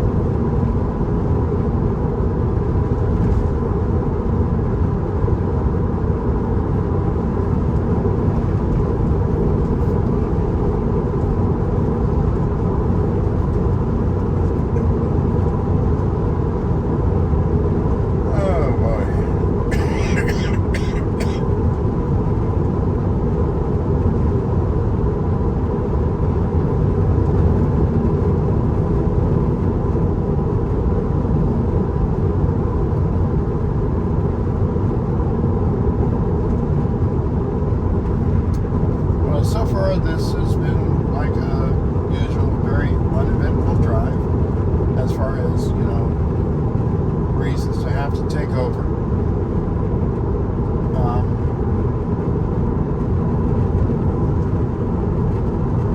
Full self-driving is doing a beautiful job, handling everything just fine.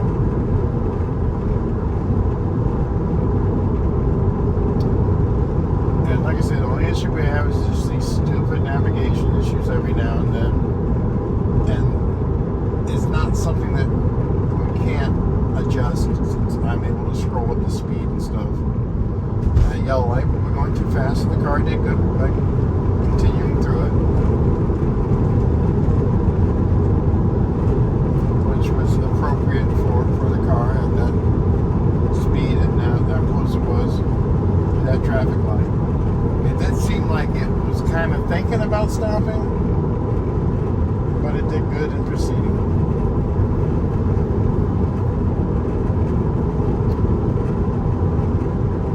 The anticipation right now is saying 10:02, so we may be going 2 minutes past Tesla insurance cutoff. So it'll be interesting to see if I still have 100 score for the day, or if that would be enough to ding me for driving after 10 p.m. I think I have enough miles in today to adjust for that it should absorb that hit and still keep me at a good 100 driving score for the day. And if we go over here to the Tesla app itself, safety score, you see I'm at a 99. So far today's status, we're at 100. No issues at all. I've been using full self-driving all day long. That's another interesting thing. Even though the car is doing all the driving, and that keeps you from getting any other safety violations, hard braking, what have you, when it's driving. I'm disengaging here. Need to slow down more rapidly, and I'm at a loss what to say. Got a police officer pulling people over here. It needs to slow down when you're coming in these towns, especially when it drops down to a 35 or 45 and 35. It needs to drop that speed down. We have some bars here. People want to cross the street every now and then. So, yeah, that's a safety issue. It needs to slow down. Even though someone's walking out there, it will jam on the brakes, but I don't want a ticket.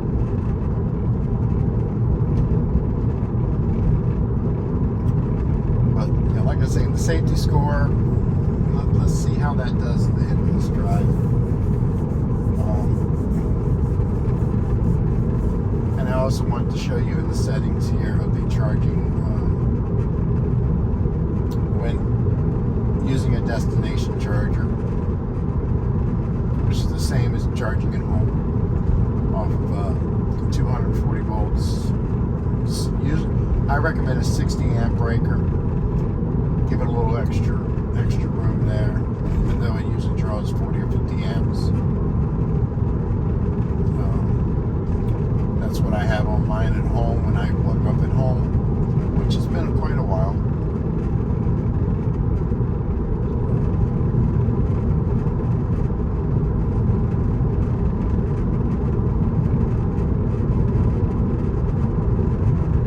We're at 35, the car wants to do 40. It's not saying anything about emergency vehicles, even though those lights are on. And I really think it's because of the pattern of lights. It seems like different areas, they have their lights different on the vehicle. So what Tesla is trained to recognize emergency vehicles, and it used to say emergency vehicle ahead, and it'd be drive a little more cautiously around that. But what I think is that their training data is more for the emergency vehicles in California. And they may have their lights in a different pattern. They may have their lights flashing at a different speed or different pattern. It's not uniformed.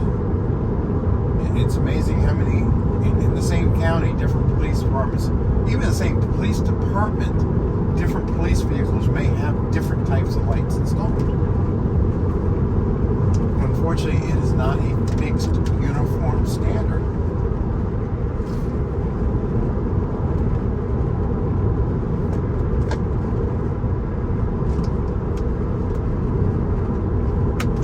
That just may be around here.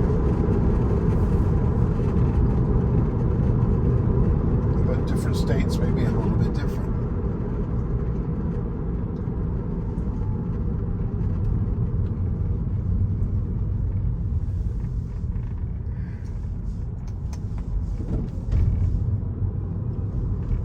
Oh, and what I was saying, using full self-driving, as long as full self-driving is engaged, you're not going to get any hits on your safety score for following too close, for hard braking, for aggressive turning.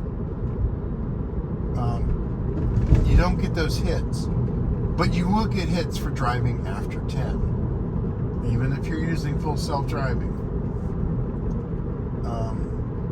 And I really think that's kind of wrong. Yeah, it should vary, but when you're in a smaller area like this, it needs to be more lenient. In a bigger city, maybe where there's a lot more drunk people on the road, yeah, you're increasing the problems after 10 p.m. In a small, quiet area where there's not that many vehicles,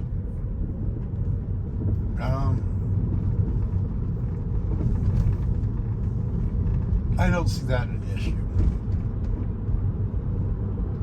My previous car, yeah, I had several accidents in that, including one that was totaled. And oddly enough, every one of those were in the daytime. No nighttime accidents.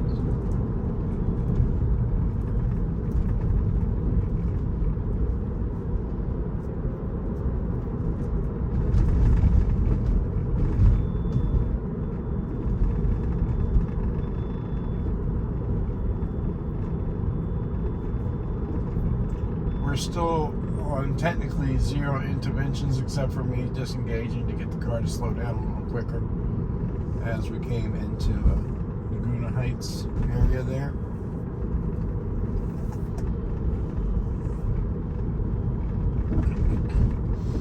I I hope y'all enjoyed this ride, watching this video.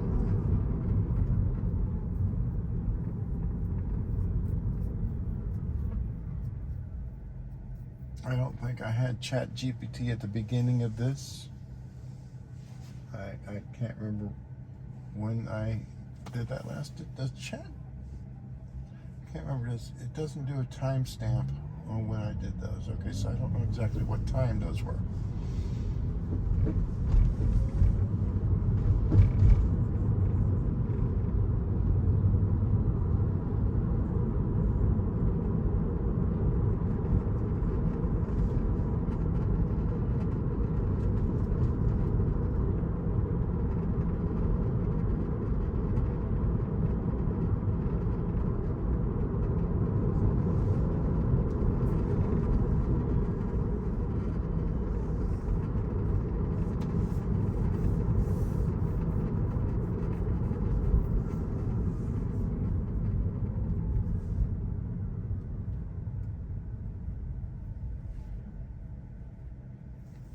We're currently in Port Isabel, and we're getting ready to cross the bridge to the island. This bridge here is 2 miles long. The history of the bridge, a couple days after the 9/11 attack, this bridge was hit by a barge, collapsing a section of the bridge, and there was a total of 11 people who perished from that. They thought it was another terrorist attack, since it was just a few days after 9/11.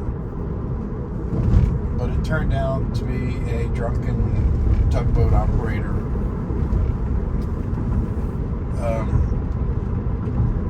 And the island was kind of isolated from what I understand for about 2 months. People couldn't get back and forth by boats, but as far as getting cargo and supplies onto the island or getting people or their cars and stuff on and off the island, the bridge was down. And it took them 2 months to get a bridge fixed somewhat to get back and forth across.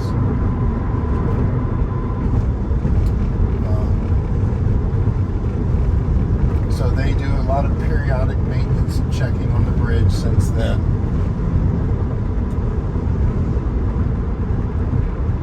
And the bridge is in good shape.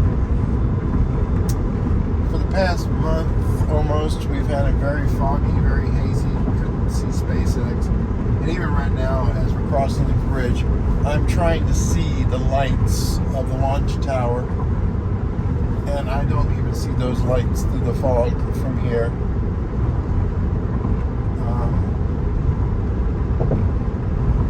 And I know we have some road closures coming up from testing. I can barely see, I think, the lights through the fog.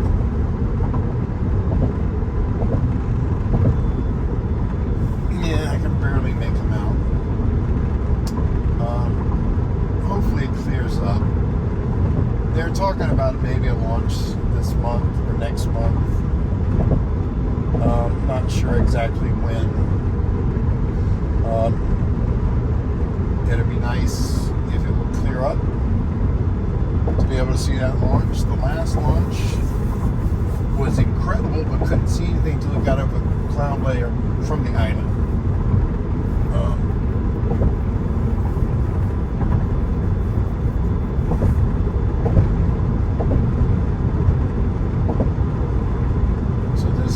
Launch should be even better, and I really want to be here for that. I do have stuff coming up where I need to go back up to Austin. I'm hoping that doesn't fall on a launch date. It's aggravating.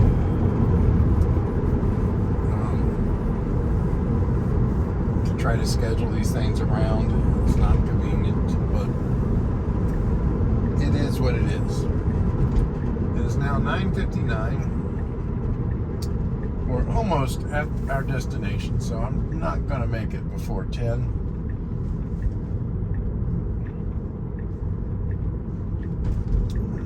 Because it is a little under a mile to go. And to do that, okay, it's 10 o'clock now, so we're now at 10 o'clock. So for every second after 10, it counts. And it is kind of ringing me up now for this after 10 driving already. So I didn't quite be able to shave off enough time on that. The car is still handling everything. I haven't been doing any driving at all. I've just been sitting here, keeping my hands ready to take over the steering wheel, providing resistance when needed, paying attention to the road when needed. Now, this parking lot going into the hotel is not marked. There's no lines. So it has a hard time seeing it and figuring it out, but it does a good job. It's a little cautious, but it does a good job. The entrance to the hotel parking lot is not always correct on the map. It's slightly off. Sometimes I have to take over because it might overshoot it. It's only wanting to do 17 miles per hour here. There are no street limit signs on this stretch of road. 30 sounds kind of high, 25 maybe. Usually at this time of night I'll see a lot of raccoons and stuff running across the road. Maybe a few possums.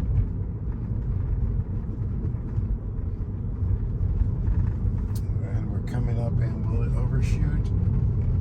It's braking. It's getting close. If it turns, it can make it.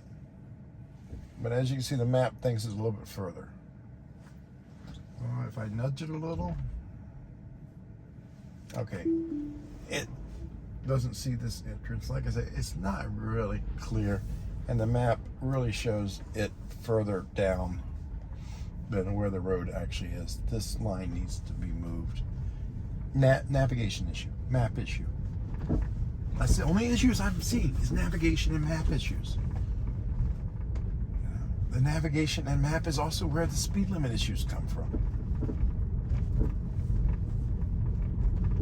Full self-driving is working great. It's doing its job. It's doing what it's supposed to do. Navigation and maps, that's the issue. That is the biggest data point. Is Tesla busy trying to do all this training for something that can be solved by just updating the maps? And I'm going to use the full self-parking here. I'm going to choose that space because that's the space I like to park in and tell it that I'm ready. So it's going to pull forward. Now this hotel has these red lines, and sometimes these red lines that they do for the no parking fire zone throws the car.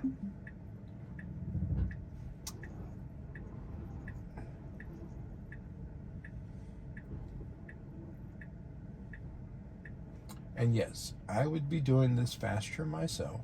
I understand that.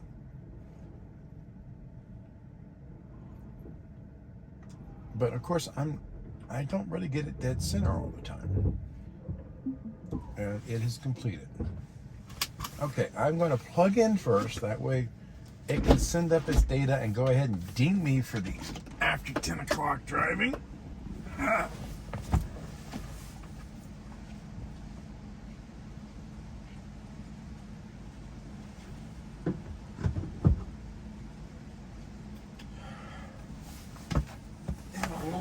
That humidity once you open that door out here.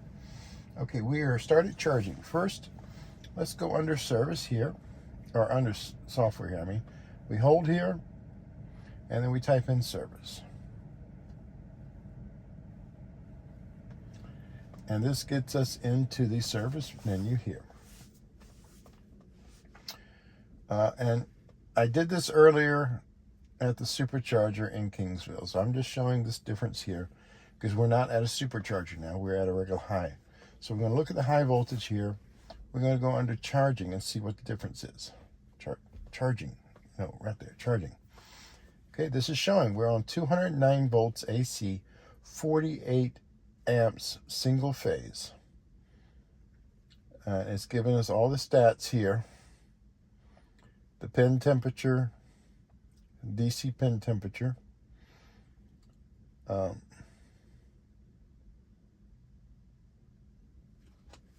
And it's charging,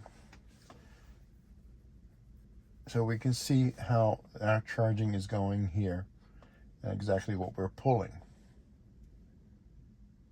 I have seen other places that I was able to get a good 230 volts AC.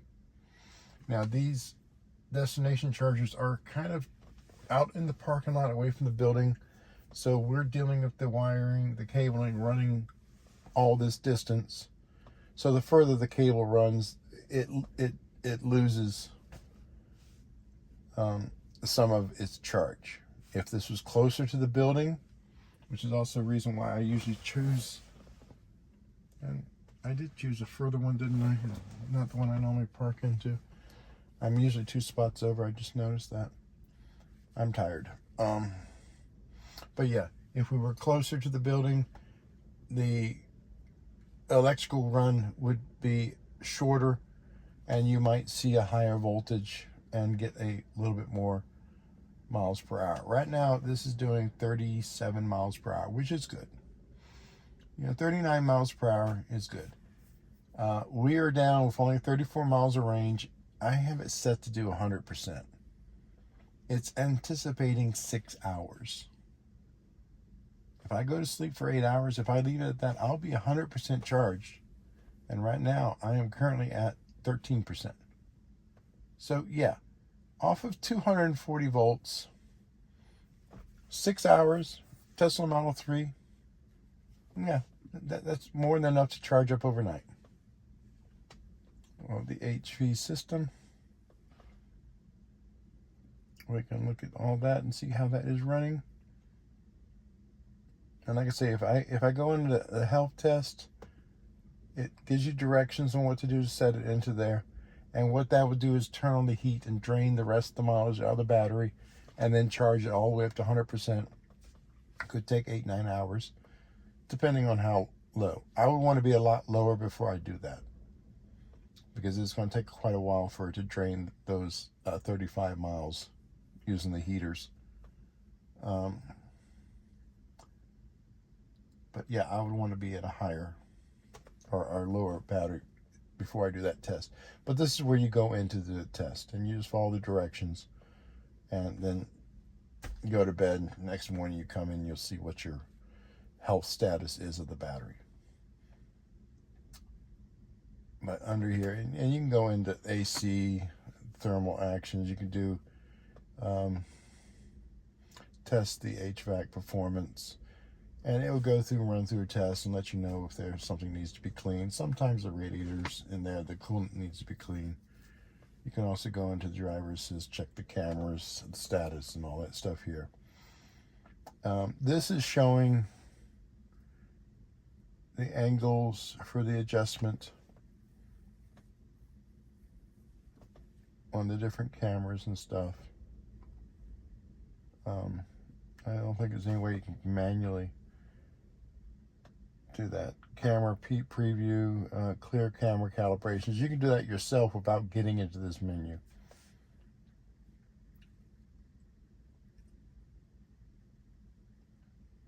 But I think that's where it gets these pitch numbers from.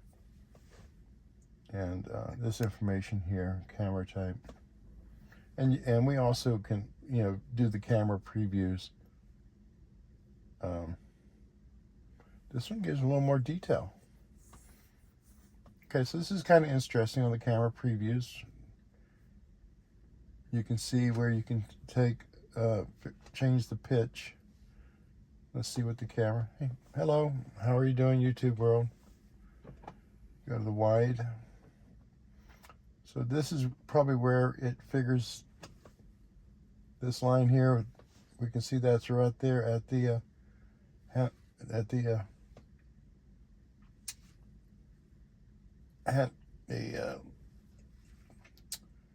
door handles on the car. And if we look at the wide,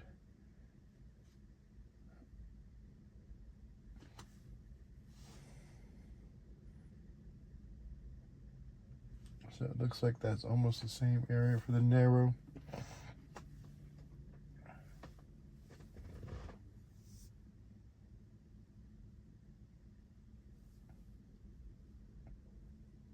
So yeah, the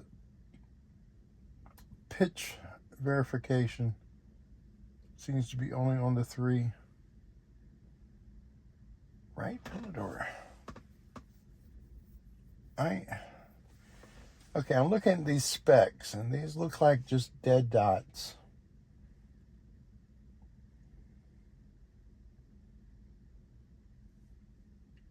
Occasionally you get these dead dots in the cameras, and that's the right pillar. If I look at the left pillar, we have a few there too. Even on some of my good camera, I get some dead pixels. They call them stuck pixels.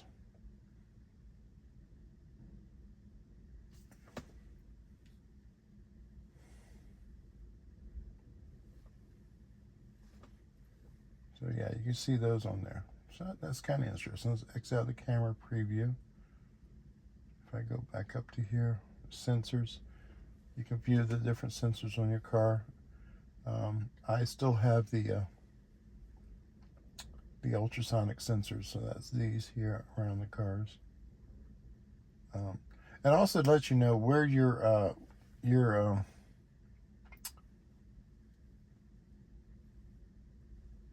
antennas are, your Wi-Fi antennas and your GPS antennas. They're actually in the side view mirrors. They're not in the car, they're in the side view mirrors themselves. So they're outside the car in those mirrors. So if they were to remove those mirrors and put cameras there, they're going to have to find somewhere else to put those antennas. So Wi-Fi link is enabled. I don't think it's connected to the Wi-Fi because we might be a little bit too far. But I'm going to exit out of this. I'm going to end this video. Oh, and I forgot to check. Let's see what that did in the safety score.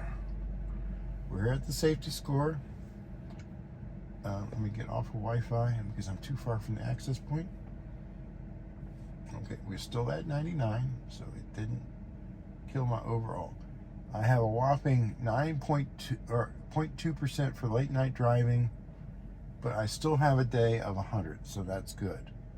But that is, you know, if I look at this trip for the last trip leg, you know, just for that, not even a minute after 10 o'clock, you get a 0.7% hit. That is really ridiculous. And you know, the things they ding you on, forward collision warnings, makes sense. Hard braking, okay. Aggressive turning, okay. Unsafe following, okay. Excessive speeding, that's anything over 85 miles per hour. Forced autopilot disengagement, okay. Unbuckled driving, anytime you go over 10 miles per hour without your seatbelt on, it'll get you. And if I go to the trip view, this will show the trip start, autopilot session, and trip end. So yeah, that shows the entire trip. Late night driving, bam. It registers officially 10:03. So it's 3 minutes afterwards. Anyway, that's it for now. I need to go transfer this, get my stuff inside, and get some sleep and try to make some money tomorrow. Thank you for joining me.